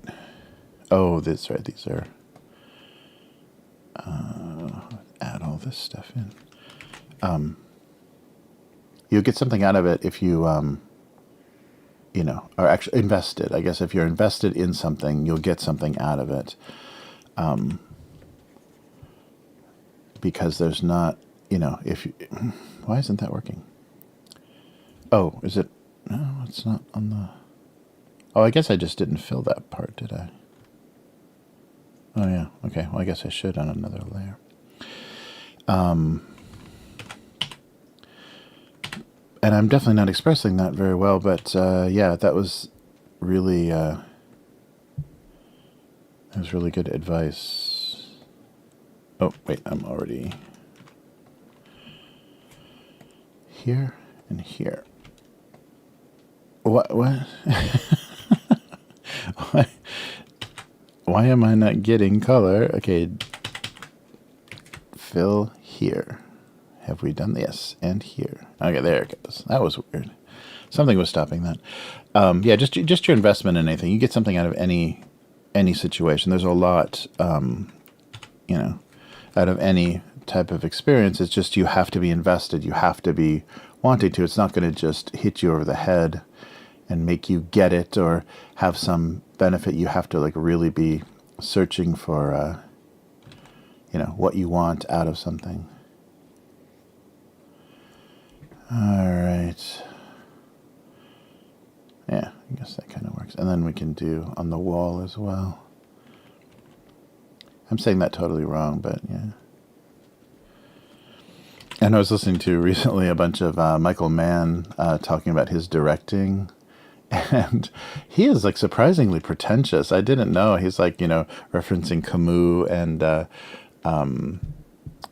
was it Kierkegaard? Or he was referencing writers and philosophers and okay, you're the Miami Vice guy, right? Yeah, he has a very interesting kind of elevated idea of what he's doing on film, and he makes, some interesting, some beautiful shots and some interesting stuff. But wow, he was all in with his inspiration from French philosophers and writers and stuff. That was a little surprising. Right. Yeah, let's just do maybe this. Yeah, so he was a lot more pretentious than I ever knew. Oh, the interesting thing when they were talking about heat is when they shot that downtown, they could only do it like Saturday and Sunday for very short amounts of time where they can get the streets blocked off. And the rounds, when they fired the blank rounds, I would assume, downtown, the sound of them bouncing off the buildings when they went back into the studio to do the sound design, they couldn't come up with anything as terrifying as that, insane reflection of shooting an automatic weapon in downtown Los Angeles. So they ended up actually using that audio, and they thought it was just going to be completely unusable because of how messy the situation they were recording was. But yeah, that was surprising. Surprisingly interesting, all the stuff they had to go through to get those scenes done. And I'm still not sure if they were actually, because the timing, I can't remember if the timing was, if the North Hollywood bank robbery had already happened with the two guys all like tweaked out with body armor that were outgunning, that were had automatic weapons and or assault rifles basically, and were so outclassing the police that they were able to hold off tons of units responding. I can't remember if that happened or not, or the timing of that, if that inspired it, or vice versa, But I always interconnect those two things: that the North Hollywood bank robbery and heat. I guess just because it's assault weapons in Los Angeles. All right, so let's put a little bit of lighter stuff. Actually, I think I tried to do that, but it doesn't really show. A little bit.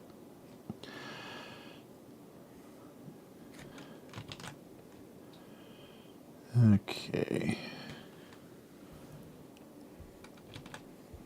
Yeah, none of that would be reflective, so I think that works.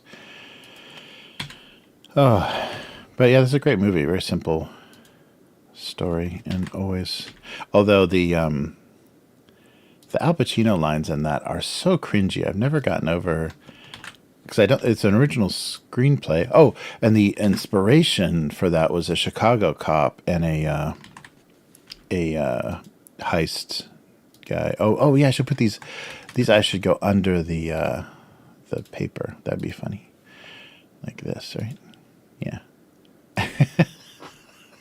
There we go. All right, that made me laugh.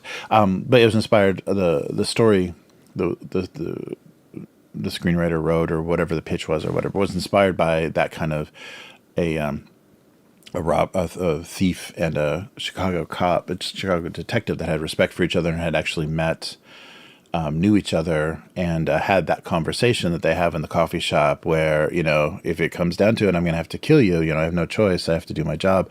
And the thief saying the same thing. Yeah, if I get cornered, you're going down. But Al Pacino's lines in that are so cringy that keeps me sharp, on the edge, where I got to be. And he's like snapping in between every line. Like his, I don't know if he's supposed to be like a coked up, LA cop or whatever. But there's some really cringy lines from Al Pacino in that, and that's all the screenwriter's fault. And that was yelling, that's an older yelling era Al Pacino, so he doesn't do his quiet stuff anymore. So everything is, a little loud and percussive. But there we go.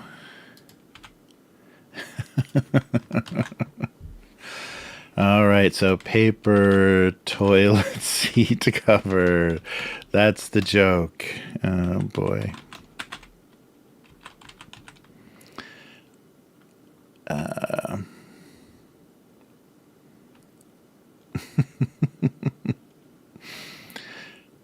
So he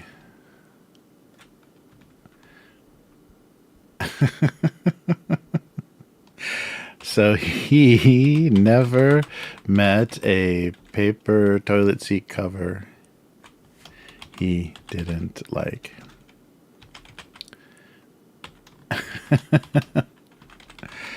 All right, so 2 ends.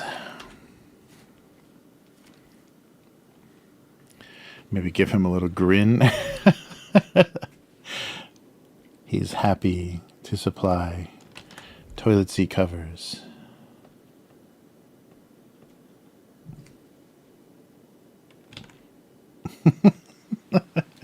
So stupid. All right. He never met a paper toilet seat cover he didn't like. They're all such swell guys. Just doing their job. Then getting washed away.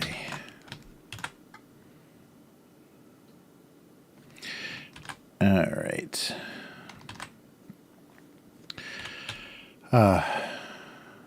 But yeah, that's one of those. Heat's one of those movies you just kind of keep going back to. It's funny because it's not. I don't have that thing anymore because I don't have cable where I'm like, people are telling me what to watch. Like I'm flipping through channels and something is on. It's just I'll think of something and I'll say, "Oh yeah, I want to watch Heat." So it's funny because you don't have that, where you're flipping through and you stop on a scene. You're like, "Oh wow, this is a great scene," and then you watch the rest of the movie. Now it's something reminds you of it, or you just are in the mood for a certain kind of movie, and then you look for it on streaming or whatever. And yeah, so it's very different, very funny. But yeah, I keep watching that movie.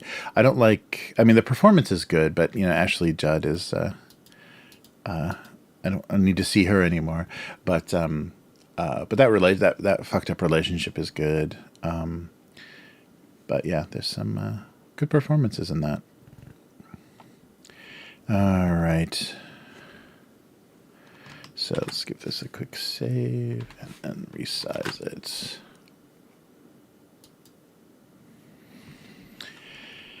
All right. But yeah, maybe I'm not a good test or good example of any of this stuff because I enjoyed The Irishman. So yeah, don't listen to me. Anything with De Niro and Pacino, I'll tolerate. So I don't know though. I think there are some pretty bad movies trying to reunite them again. All right, so we're back to the layers. All right, let's do a couple more. Oh, Manhunter. Yeah, that's right. That's right. Nice. Yeah, nice pull, Abyss. Yeah, that is a great movie. Yeah, right. He does seem more like a cocaine '80s director. But yeah, when he was being interviewed for some like film archive or something, I watched this long interview, and he when he was talking his influence, he was talking a lot of very interesting filmmakers that I wouldn't have expected him to watch. He feels like more like a Tony Scott or something, but I don't think he is. I think he's got some other inspirations. Oh yeah, Arturo was saying, yeah, collaborative world building is what I love about PBTA. Yeah, that's very true. That was the cool thing.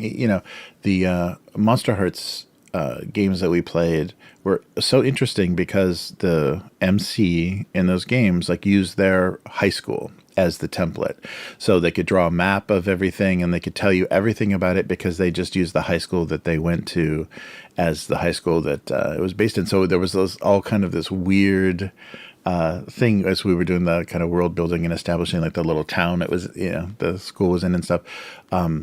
There was a lot of input from just memory and nostalgia on the part of the MC. That was very fun. Fifth edition? No, we have Pathfinder at home. Nice. Yeah, there's a series of YouTube videos that's the beauty of, and one of those was the beauty of Michael Mann and like his shot choices and cinematography and stuff. And I think Matt said that he photographs night like better than almost anyone. Like what he gets out of people driving in a car and the streetlights going by and the texture, the reflections on the hood of a car or a windshield. He gets a lot of like really amazing effect and mileage out of that kind of stuff. Yeah, and so that's why I think Miami Vice was so striking as a television show, because it had enough of him in it that it didn't feel like television anymore. It felt more cinematic. And then when it had not weird knockoff music, but actually licensed music, that was insane. That was a huge step up and a huge, I think, influence on a lot of TV. All right, let's keep going here. Yeah, Manhunter, I forgot. Yeah, I just watched that not too long ago. What was the other? Yeah, I forget. But oh yeah, and maybe the reason, because he did Michael Mann did like Last of the Mohicans and stuff. Yeah, so sometimes it's when he does like more epic kind of stuff, or even like historical drama kind of stuff. That's maybe why I start getting him lumped in with like a Ridley Scott, Tony Scott kind of stuff. But he's very American. But yeah, good stuff. All right, what are we doing here? Not hangers.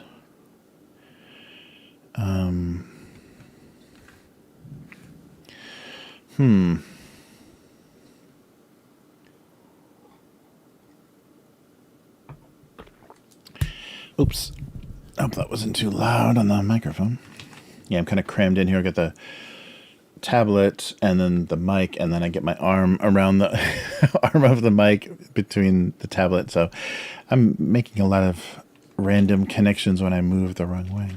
A lot of tapping and noise. All right.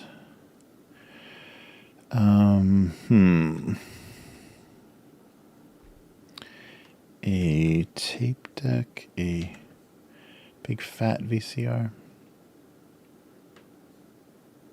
Oh yeah, those things were huge. I don't even think this is the right scale. Yeah, so if we do one of those giant pop-up VCR type, the ones that have the recess and then the big buttons. Ka-chunk, ka-chunk, ka-chunk.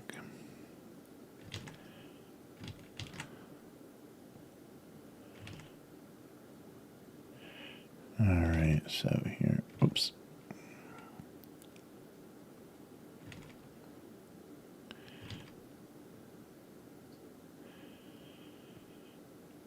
Yeah, we're all early VCRs with that kind of pop-up door. Because I remember that very much on early VCRs, but then they started to have the front-loading.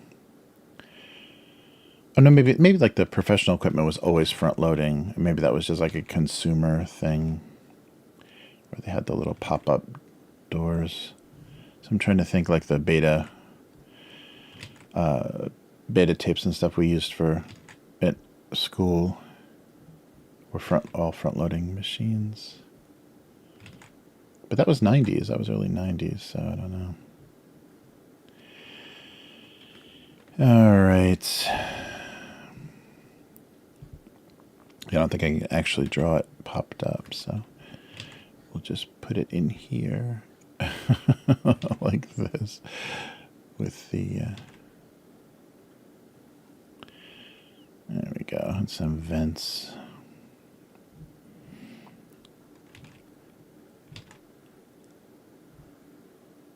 All right.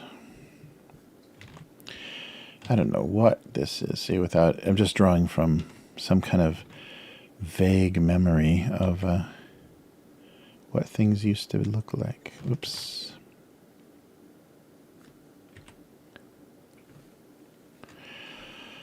Yeah, I think they were much bigger and deeper, though. Let's see if we can get there without too much. There we go. Oh, right. And they had, what kind of knobs were like the tracking and stuff? Were they vertical? I can't remember. Yeah, I remember tracking on VCRs. That's crazy.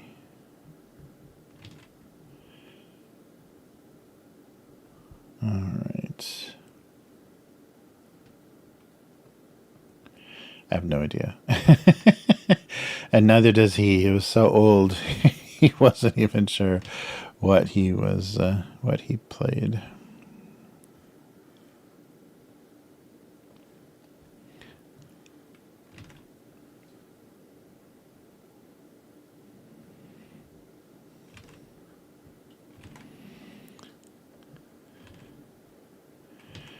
Wow, I can get this angle.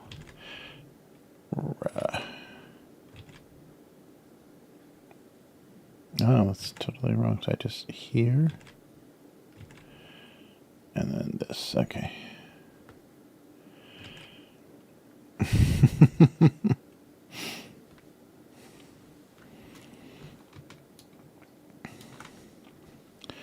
All right. They could barely recognize one another.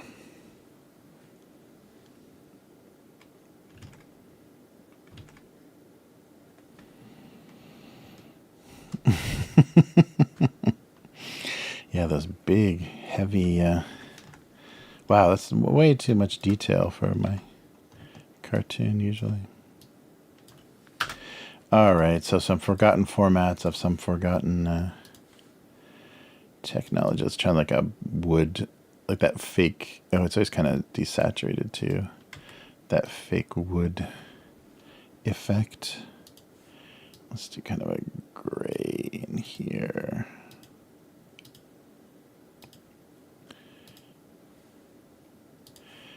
And then at least one red button. And something cheesy here.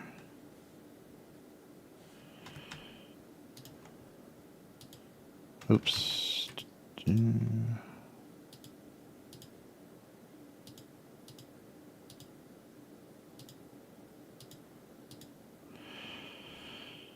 All right. Make sure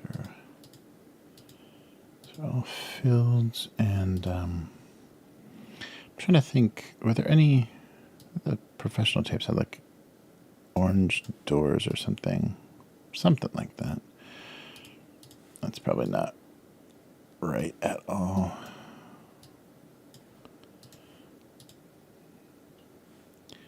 And something even a little more orange. There we go. Okay, so yeah, I don't want to do this whole thing brown like that.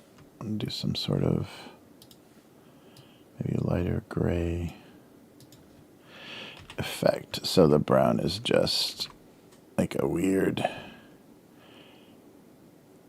detail. Oops. Yeah, like this. Let's see if this is better. Yeah, something more like that. All right.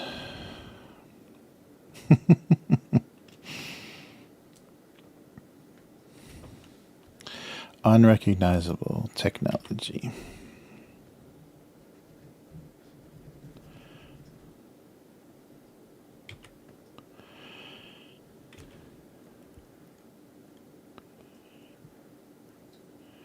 All right, so old. They forgot what format they even played.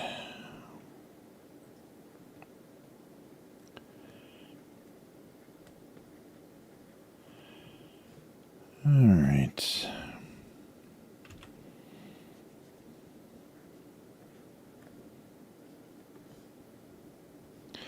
Oh yeah, that's Probably a mistake I'm making on the gaming channel. I should never admit we're probably never going to play Daggerheart again. Just say, yeah, could always happen. You never know.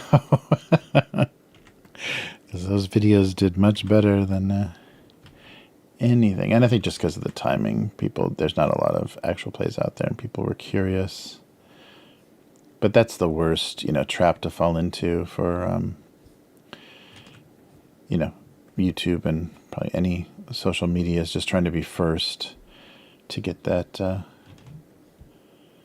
get those hits. Let's see that. Something else.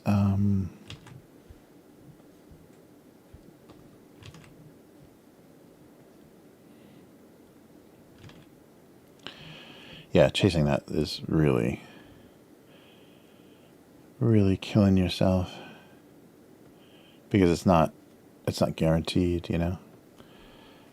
Very often being the first doesn't mean anything, because there's already paid shills that are going to get, the placement above yours. All right, let's just do, oh wait, this, and maybe this.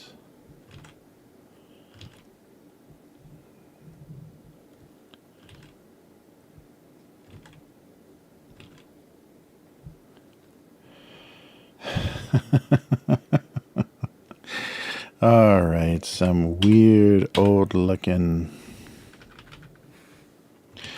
doesn't quite look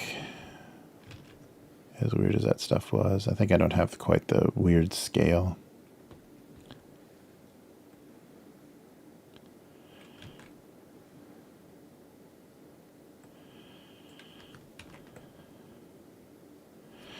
All right. Actually, let's do a little bit more. Make this look more metallic. Yeah, that weird silvery effect. All right. Now for some eyes.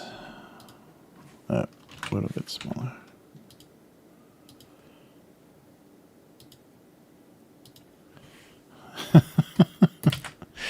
All right, weird compatibility jokes. Oh yeah, Collateral too. Yeah, both. Yeah, Thief his first movie. That's right. We're still talking Michael Mann, and Collateral. Yeah, yeah. It was so funny. My well, just in Japan in general, people. Usually they change the names of movies to something pronounceable, and often they want to put the main character's name in the title. That's a real common thing for some reason here. So they'll change the names of things, especially when they're one-word movies. But maybe, the studio fought it or whatever. So in Japan, Collateral was released as Collateral, but in katakana. But how do you pronounce that? Because is it R's or L's, or what the hell is it even?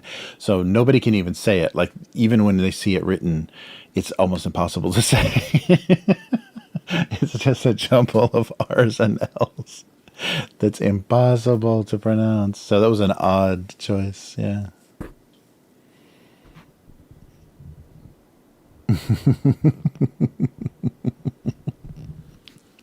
Business. No one would blame you if you never made a single thing about Daggerheart again. Just the algorithm. The algorithm would say, "What are you doing? You had your chance. You could have been a contender."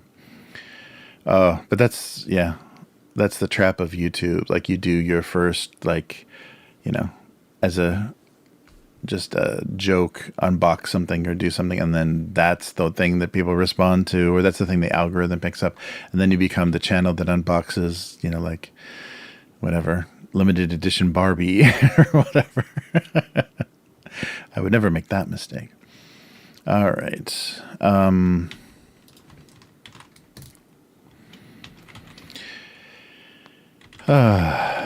Should I do my cobweb joke on this thing?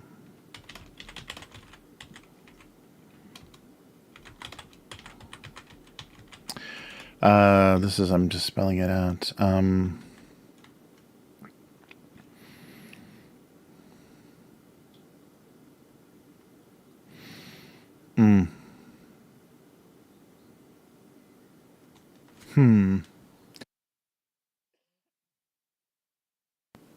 Something about format and compatibility.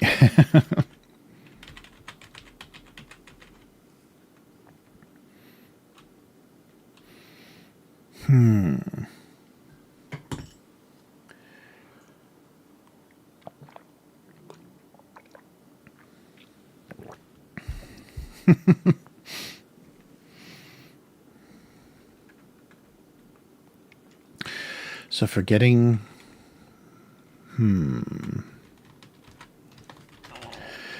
We're so old. How old were they? They were so old.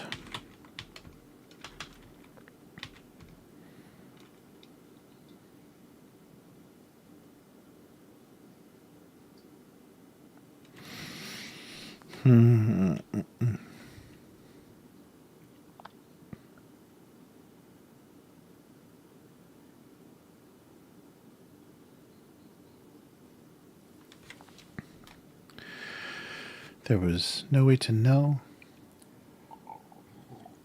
Oh,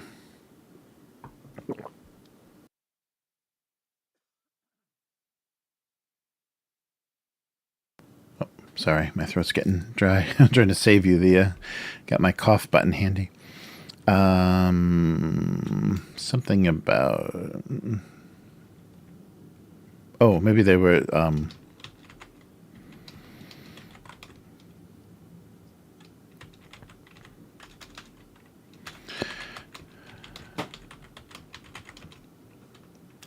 together. They had grown so old together.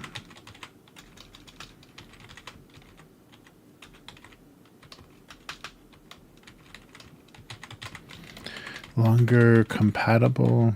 Compatible's not very funny. It just has multiple meanings. That doesn't mean anything.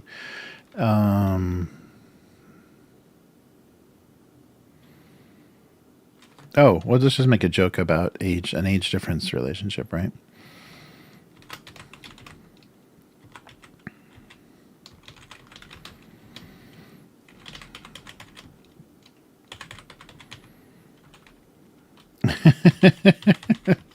Video format looked ridiculous. There we go. At his age, trying a younger video format looked ridiculous.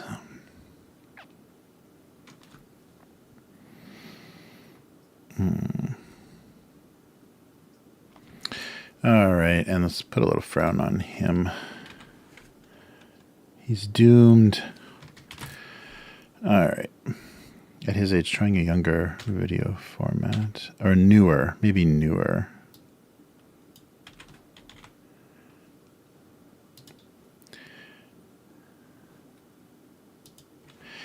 Just looked ridiculous.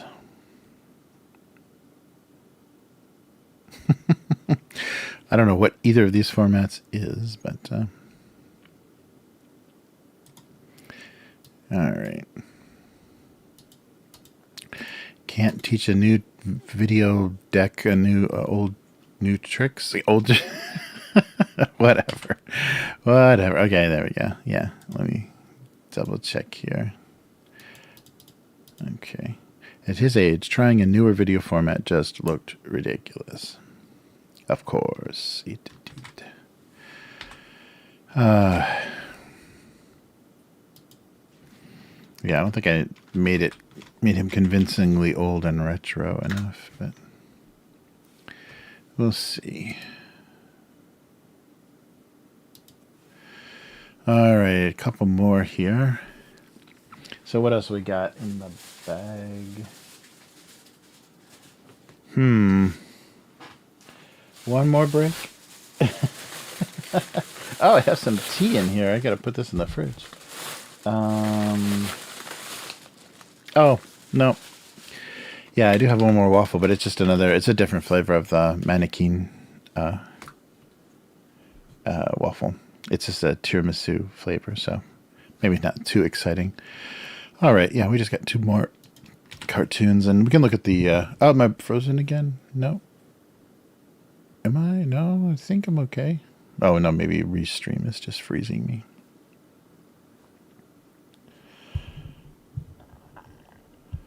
Yeah, businessing. Yeah, still confused why people love it or convinced they love it because of Critical Role. Yes. And that's the advantage I think they're going to have for a while. They can, Darrington Press can play on that good faith or goodwill that they have from making an entertaining, being the publishing arm of an entertaining actual play series that people like the characters and the voice actors and stuff. But I tell you, I think it's LA that's going to like ruin them, that's going to corrupt them, because they're going to make bad business decisions like doing video games and, you know, over merchandising stuff just because it's Los Angeles. And that's what you do out there, is you totally grift and sell out and, you know, make lunch boxes and Funko Pops of every fucking thing. Yeah, so I think that's going to be their mistake. And bringing on the people that worked for Wizards of the Coast is a stupid idea, unless they really think these guys have some,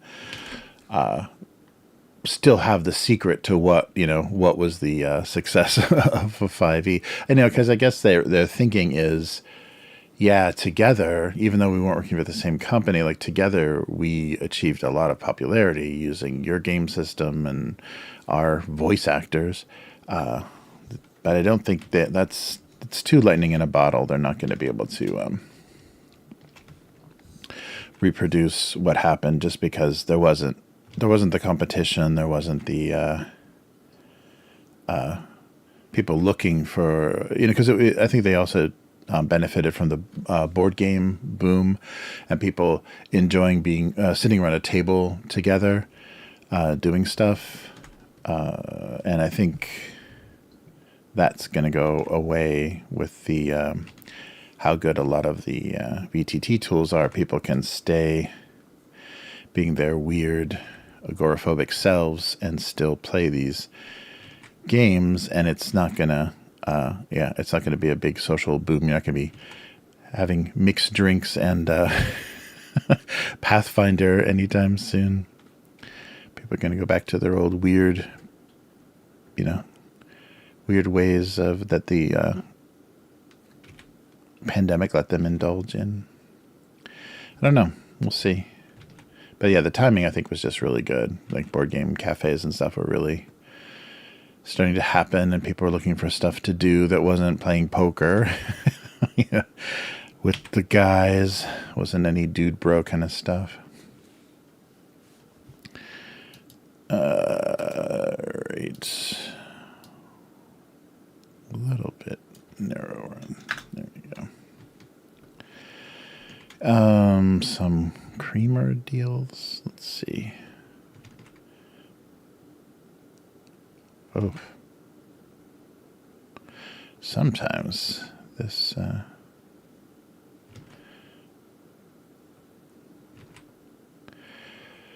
this pressure sensitivity hates me. I really get clumped up. There we go. And like a sugar packet. Yeah, the sensitivity is really nice, but it's almost too much right now. Or maybe it's just this scale that I'm drawing. All right.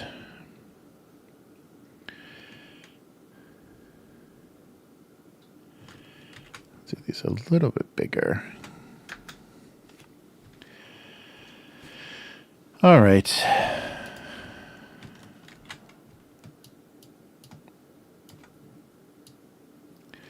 So, didn't need any performance enhancements. What is the coffee referring to these as? Oh, but since Arturo and Abyss, you guys are in the chat, what would you like to play if we got a chance to play together again? What would be a fun, what's a system you'd always want to try, or something that would be fun to play together, something maybe different from what your other groups or what your other experiences have been? Because I'm always looking for an excuse to try try some random stuff. I mean, that was fun, just wanting to do that flip through with Will. You know, it was the only reason we had Daggerheart to play. That was pretty funny. All right, let's do just a blue top on this. Yeah, and a pink, maybe a light pink packet. There we go. Visually, that's enough going on.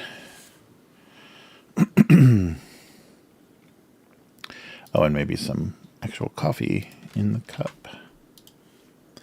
Yeah, it'd be fun to always try, like, you know, Space 1999 was fun because we already had the 2D20. So, I really want to play. Do either of you guys want to play Mutant Chronicles? Because I really am thinking about running the was that 3rd edition Modiphius 2D20. It's going to be a lot of work to build it because I don't think anybody's built it for a VTT.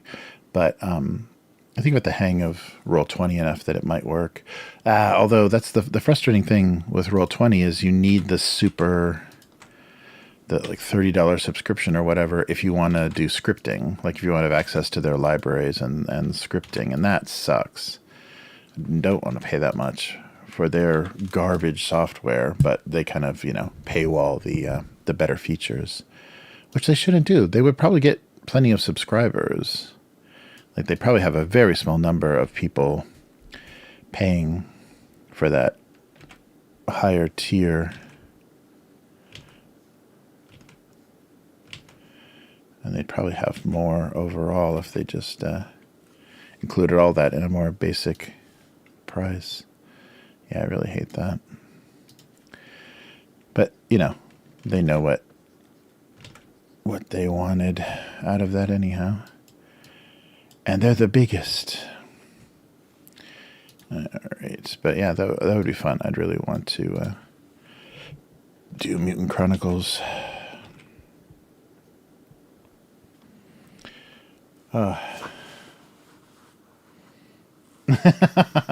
Arturo can only see indecision.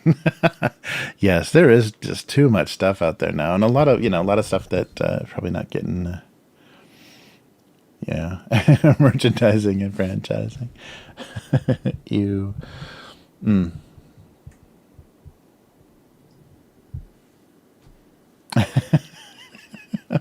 Yeah, no one wants to play a fantasy Tumblr setting. Yeah, well said, Abyss. If you guys would be interested, I think because we'd probably benefit from at least a 4-player group for Mutant Chronicles. If you guys are interested, I really want to run that. I was thinking about running the earlier, kind of the BRP version, earlier editions, but I think it might be worth just going through what Modiphius did for their campaign. I think they've got some fun stuff in there that would probably be, not fun to port over to another system. Might be worth giving it a shot. I've had those books forever. All right. There it is. Let's make this multiply. There we go. It'll give me an excuse to get back into Mutant Chronicles, which is what, gave me some excitement about continuing the channel anyhow. All right. Okay, some maybe brighter stuff here. Oh, and definitely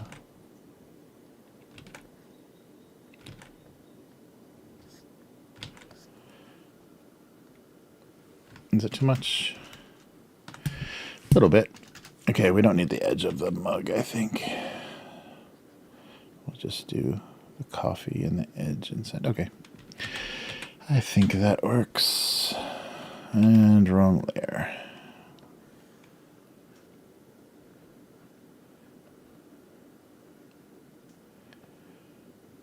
Okay. All right.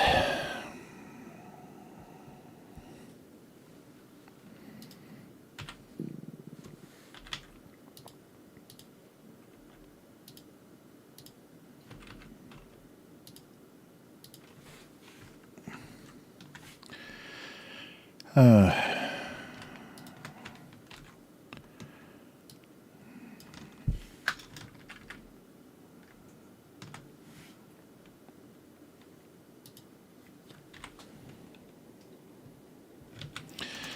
get it there a little bit, maybe a little more like that.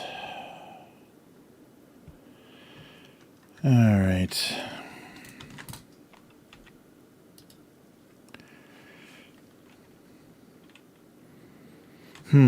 So his decision, I'm always writing in the middle.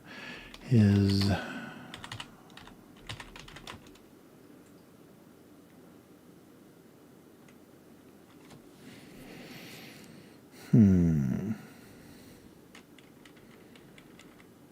yeah, that's not, let's see.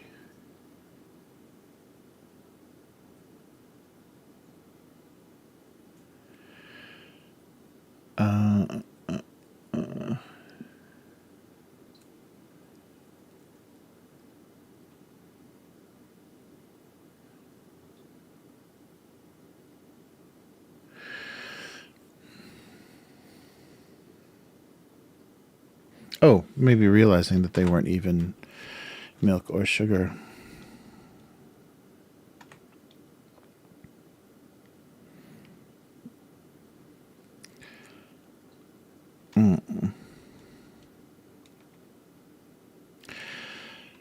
Yeah, so rejecting or angry over, frustrated with his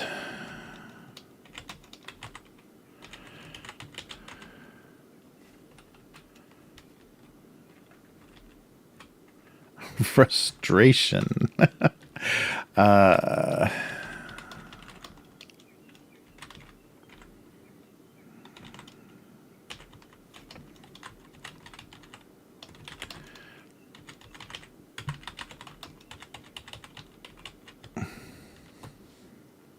Sweetener.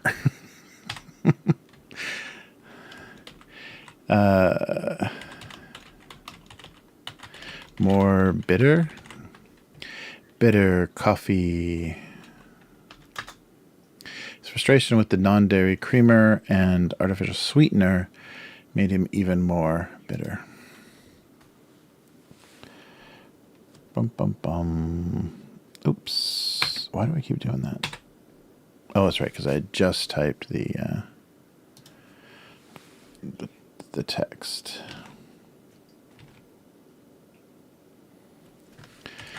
All right. His frustration with the non-dairy creamer and artificial sweetener made him even more bitter. Why not some even? Oh, geez, there's a typo. There we go.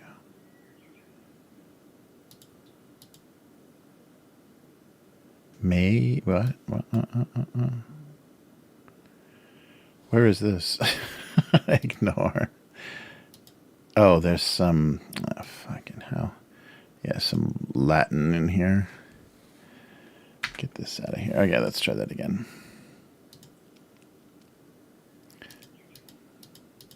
Oh, that was it. His frustration with the non-dairy, it doesn't have to be the.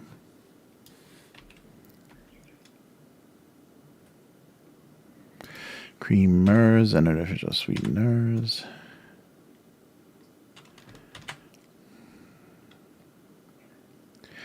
With non-dairy creamers and artificial sweeteners made him even more bitter. Full stop. Oh, all right. All right. Oh, wow. One more. Yeah, I think it's better to do the whole thing at once, because what I was doing is, drawing them, coloring them, writing them, and separating the writing out from the drawing process sometimes really slows me down. I start choking because I don't remember what I was even doing. I mean, sometimes the idea then ends up very far away from what I originally came up with, which is often better, but it's very slow. And when I do it at the end, because the writing is kind of the hardest part for me now, so doing it at the end, the lowest energy is kind of a mistake.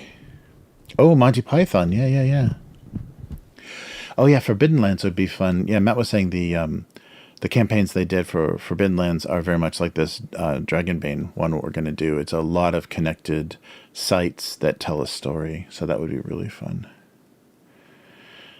Artur has Coriolis, Traveler, Vissen, War Fantasy, Conan, Lone Wolf. Oh yeah, I would love to try any of the Without Numbers games too. Cyborg Death in Space. Death in Space is another one. And Into the Odd. Yes, yes, yes. Yeah, I just got speaking of Into the Odd, I just got Mythic Bastion Land. But yeah, Into the Odd is something I'd like to try as well. And I've got Karen too. I don't know, but Knave I think kind of was. It's going to be very similar to what Matt running the Knave 2.0 was. But yeah, there's some good stuff. Forbidden Lands, Shadowrun, Cyberpunk, Twilight 2000, The One Ring, and Monty Python. Oh yeah, they just had. I'm not sure if it's still going on, but if there's any John Carter that you don't have, all of that stuff is on sale for ridiculously, for like single digits, like 4 to 7 euros on the Modifius site, or pounds, I guess. On the Modifius site, they're clearing out their John Carter and first edition Star Trek there. Not everything, but there was some Star Trek first edition stuff up there, and I forget what else. Oh, a ton of their Elder Scrolls miniatures game.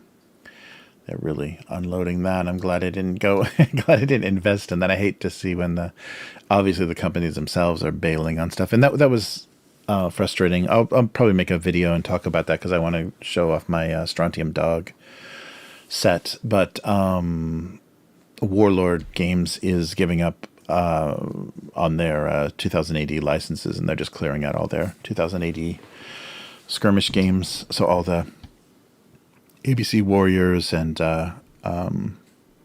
Judge Dredd and Strontium Dog, and what else did they do?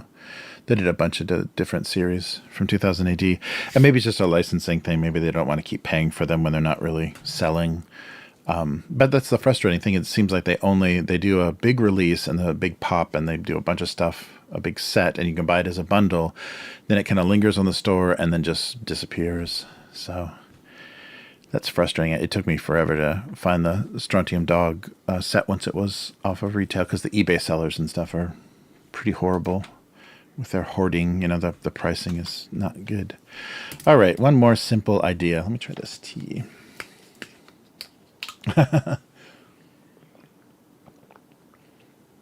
This says, don't waste mothership on us. That one needs to be done properly. Yeah, that's a after going through that set, that's a really nice system, and how they talk about structuring your adventures and stuff. It's so good. Oh man. Good stuff. Sorry. Oh, let's get this back down to size. All right, one more.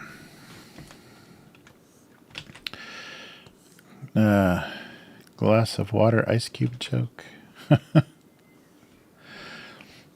There's too many of these already.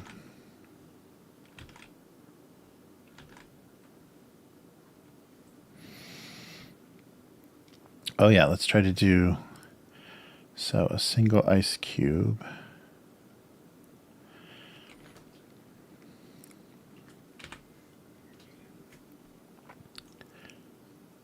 And maybe a crack in the glass. Sure. All right.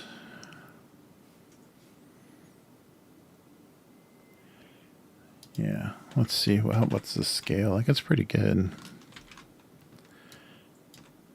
A little bit bigger. All right.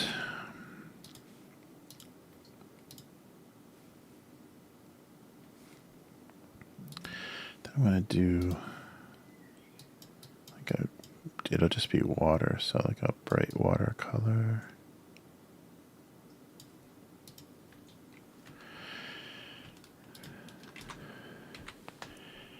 here so the ice cube can be floating in it.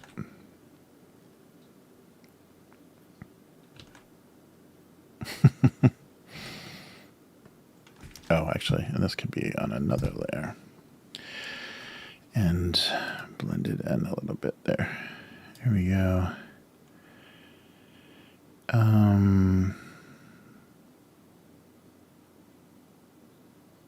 Yeah, what do I want to do? Let's just see what this looks like. Oh, actually, no, I'll do the regular shadows. Oh yeah, maybe this way I can emphasize the crack a little better.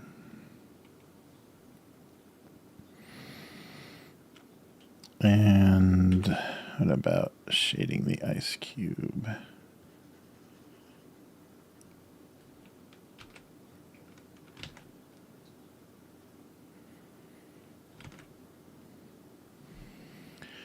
There we go. Then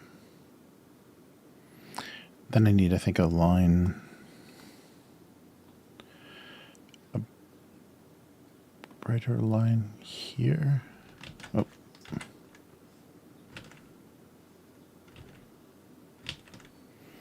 Maybe just above everything. Yeah.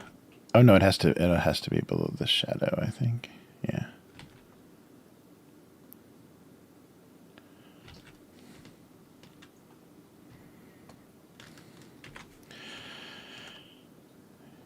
Does that work? And then, let's see, do I need to fill that in? Oh yeah, maybe. Oh, actually no.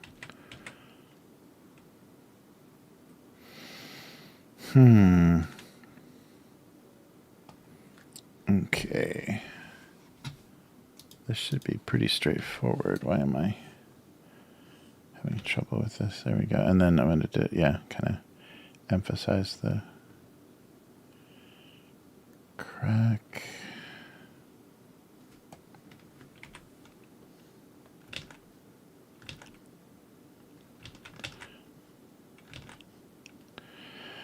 All right, maybe this as well.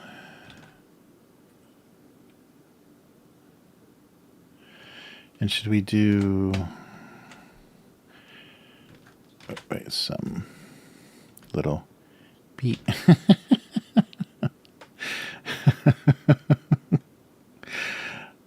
Sure, that might be just enough to make this make sense.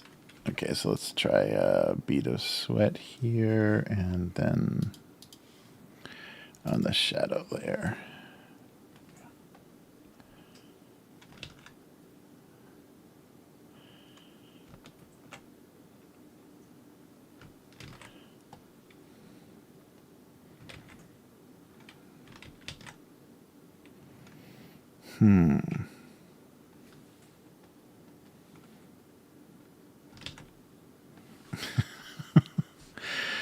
All right.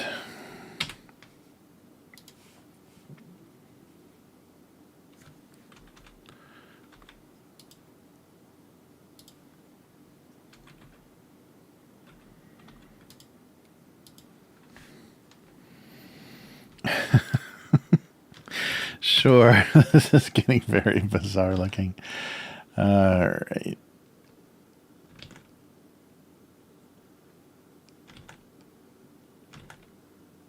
A crack in a water glass.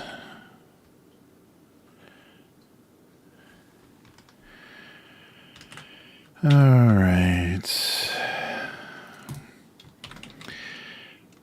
He hoped to melt before things started getting really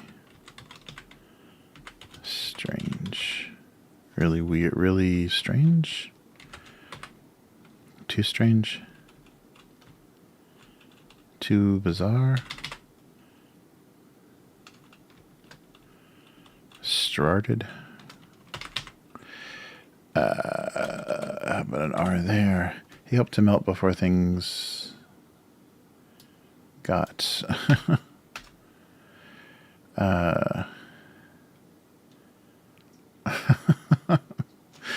too what? Not too strange. Uncomfortable.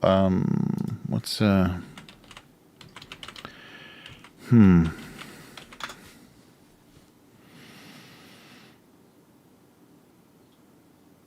Too weird. Yeah, maybe weird. I like weird better. I think that was the original thing I was thinking. He hoped to melt before things got too weird.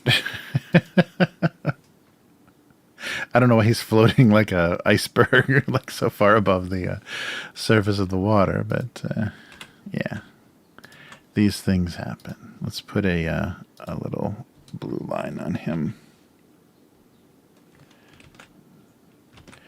Maybe very light blue line. Okay, something like that. Okay. He hoped to melt before things got too weird. Surprisingly short. I didn't think that was going to be so economic.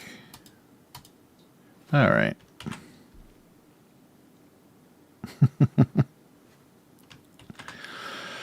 Cool. So save this and make our last JPEG. When we did it, we are well into July, but if Japan is over July 5th, then you'll never see these these other cartoons posted. They will remain on the... I guess, no, they will be posted, but just I won't be around to see them. All right. Well, good. That does it. So you can watch me eat some cheeseburger potato chips because that's exactly what I have to do. So 24th. Okay, so 26 through 17. Okay, so we're good until July 17th. So what was that? 2, 4, 6, 8, 9. It should be an even number.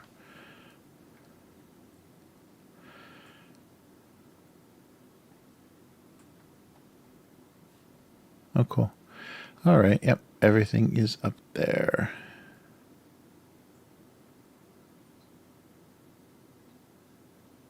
Oh, 8. Yeah. No, it's 8 altogether. Cool. All right. Well, good. Let's get back to these cheeseburger potato chips. Then again, the names of the modules alone would get the channel beyond. Yeah, for Lamentation of the Flame Princess. Yeah, we'll have to do that all behind the Patreon adults only, or maybe we should just start an OnlyFans just for playing Lamentations. I've heard a lot of people say that system is not bad. It's just the the edginess, but that would be fun to try to play. Oh, Troika too. Yeah, I really want to play the one Luke Geary, that early module, the one with the big sandworm on the front. Yeah, kind of the desert sultanates, where you're just like kind of traveling between different cities, all ruled by different, like, messed up, corrupt rulers. But yeah, Troika would be fun. And world building in Troika would be fun too, if not playing a particular adventure, but just making doing our own world building based on our character sheets.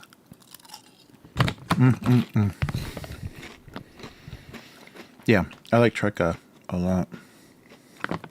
Oh, Sprawl and Troika. Nice. Oh yeah, that's right. They do have the Klingons source book for Star Trek. That would be fun to do, a Klingon crew, and then hunt down the ship from our our Star Trek actual play series. That would be good.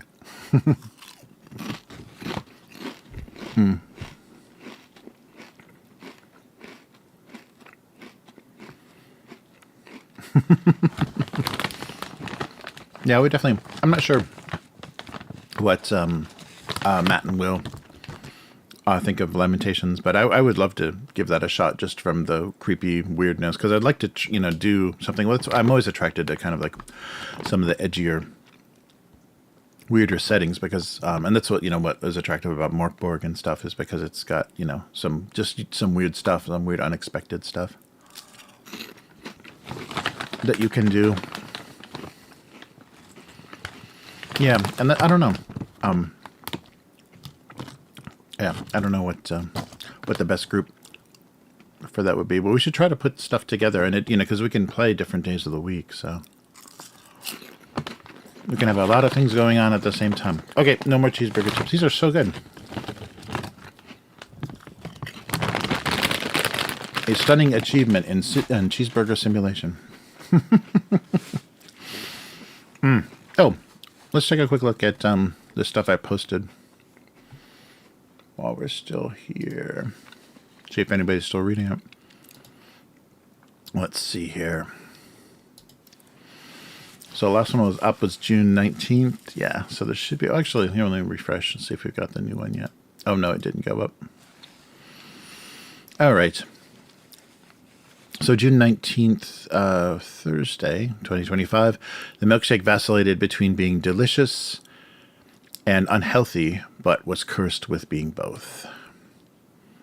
Nice. Is this some kind of soul food? So curse me for drinking it. I can live with that. My dad's doctor encouraged the drinking of milkshakes as well as eating ice cream when he was in his 90s. We were trying to get as much protein into him as possible, as well as keeping him from losing weight. Interesting. I would love to be forced to eat ice cream at 90. That's very interesting, prescribing ice cream. Some people tragically believe that all delicious food is unhealthy and all healthy food tastes terrible. Not true. I've been finding all kinds of foods that are delicious and healthy. Learning about the use of spices has been helpful to me. Nice, Chromosome. I'm the same. I enjoy all of my kids' food. Moderation and proportion, size is the key. Yes. Yeah, that's the big problem Americans have, I think, is portion size. And to eat everything you like without depriving yourself. Yes, no deprivation. Here we go. This is a very random one. June 17th. The size 15 hot fudge sundae was rarely ordered. No comments. I think that one went up late. June 12th. I drew these on stream, I think. These were from the last time. The extremely low price was explained by the box not containing any shoes. Well, a low price is a low price. All right. Well, go ahead. Yeah, it's doing better, not breaking the images. They improved the website a lot. All right, so this is June 10th, last Tuesday. Whatever had been for dinner was now just a matter for the local fire department. Flambe of is always my style at home. Thanks, Marie Calendar. Well, whatever it was well done. Oh, nice. Aunt Man does good puns. Well done. Oh, here's a nice sandwich. It was impossible to tell when he stopped being a sandwich and just got old. Avocado toast. Impossible. Well, I don't think he's turning green with envy. It's not a sandwich, but I know the feeling. Oh, I'm not a sandwich. Yeah, that's what I was hoping for. Someone would say, I feel old too. June 3rd. Once outside the glass, the last ice cube and cherry were out of ideas. That was as far as their plan had gotten. How about watching a Shirley Temple movie? I'm thinking of Sponge Towel. All right, and yeah, we'll just stop at May 29th. A decaffeinated coffee with soy milk felt pointless. It's otherwise known as Why Bother? Nice. Add vanilla flavoring and you got 3 bean soup. It actually goes against nature. Decaf indeed. Nice. Oh yeah, I haven't read any of these comments. I've done these cartoons, but didn't read. So the last of several lunches for the old uneaten banana. It's onto banana bread time. All right. Any chance of a refill had long since burned away. Oh, that's right, yeah. So I made it this far. Nice. Oh, cults, yes. Cult Blades in the Dark. Oh, I just got, yeah, I have the Slay Industries as well. Yeah, I would like to do Mutant Chronicles or Slay Industries. I think both of those would scratch that same itch of, like, you know, being a freaked out maniac killing mutants. That would be fun. Desert Troika, Acid Death Fantasy. Thank you, Arturo. Yeah, that's the one that I was thinking of. Yeah, I was flipping through that just recently, especially when we were scrambling for something to do once we were down to 2 players. I think it was the one where we made our household characters. I was going to see if I could throw together really quick the Acid Death Fantasy, but I think we want some time to, or I'd want some time to read over it and kind of lay out some graphics for it.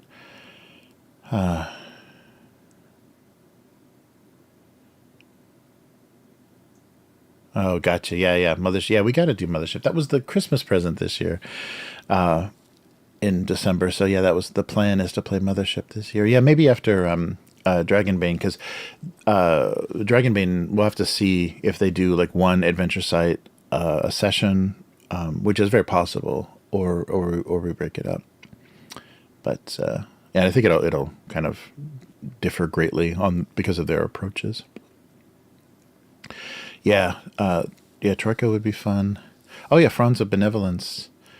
Nice. Predation of the Cyber System, essentially a Dino Riders RPG. Oh, that's cool. Yeah, Cults. I've got Cult, Blades in the Dark, and Slay. I think I've got Digital Symborum, but I don't know. Did they? Oh, they didn't do a second edition. They did kind of an expansion, right? Or no, I'm thinking of Coriolis. They did kind of an updated Coriolis. Yeah, we got to play as much as possible. Yeah, I wouldn't mind doing 2 a week, doing 2 actual plays a week, if we could get that scheduled. I think my schedule and like situation is going to make that easier now. So we should think about that. Yeah, if you guys have some time during the week that it would work, let's talk about doing that. Because then I just would like to try as many systems as possible, and it's you know, different groups will have different dynamics, and maybe different games will be a better fit. So because we've been playing a lot of 2D20 and a lot of Free League with Matt and Will, but there's a lot of other stuff out there. Oh, and I've got the Terminator game too. The what's it? Nightfall? Is that them? The studio, yeah, that did. They do. I think it's the same guys that did the. Yeah, my books are behind behind the green screen. Yeah, but that would be fun to try too.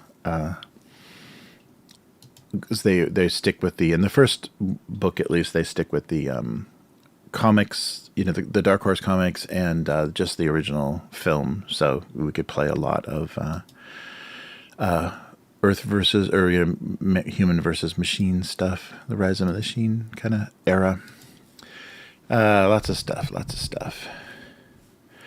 All right. Well, cool. Well, this has been going on for a while. Yeah, thanks everybody for hanging in there. Oh, did I freeze again? What's going on? Yeah, maybe I froze again. What's going on? Back to this. Yeah, I'm frozen. What's going on here? I don't know why. Yeah, well, I was talking, not moving. I don't know why. The camera. Yeah, I don't know. And it sucks. It's only going to get worse. I don't think.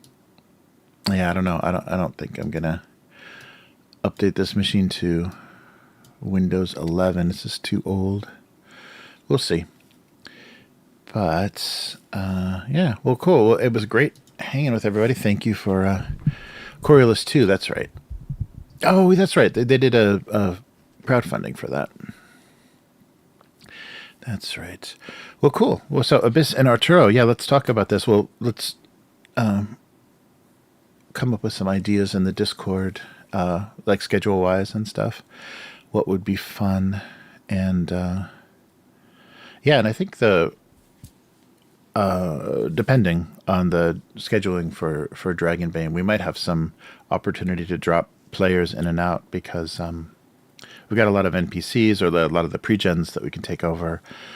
And I don't know how everyone's schedule is going to work. So if there are any dropouts, I'll talk to you guys. I'll hit you guys up in the Discord. So thanks everybody for hanging with me. So Abusecartoons on YouTube and Twitch. You can also find this on the Upturned Table channel once a month when we do the live stream. GoComics.com/domestic abuse is the archive of everything where I upload everything. And yeah, so I will do this again in July if we're still here. And otherwise, keep an eye on the Upturned Table channel for the weekly. That'll be recorded. We'll live stream that tomorrow, and that'll go out on the podcast feed and then on the Patreon. And yeah, there's a Patreon for Abusecartoons as well. So thank you for John and the other supporters on that Patreon. And of course, the list for Upturned Table Patreon is too big to mention here, but it's on the end of a lot of our videos. So thank you so much for supporting everything. And yeah, give a sub to the channel that you'd like to see pop up. And we do actual plays on Friday nights, North American time. And we'll be playing Dragonbane then. So take care, everybody. And we will have a little bit of weekly on the Upturned Table channel soon. And take care, everyone. And good to see you, K5. I'm glad we could. I'm glad you were awake when I went live because I started a little late. So that's good to see everybody. Enjoy those kittens and take care, everyone. See you again next time. Goodbye.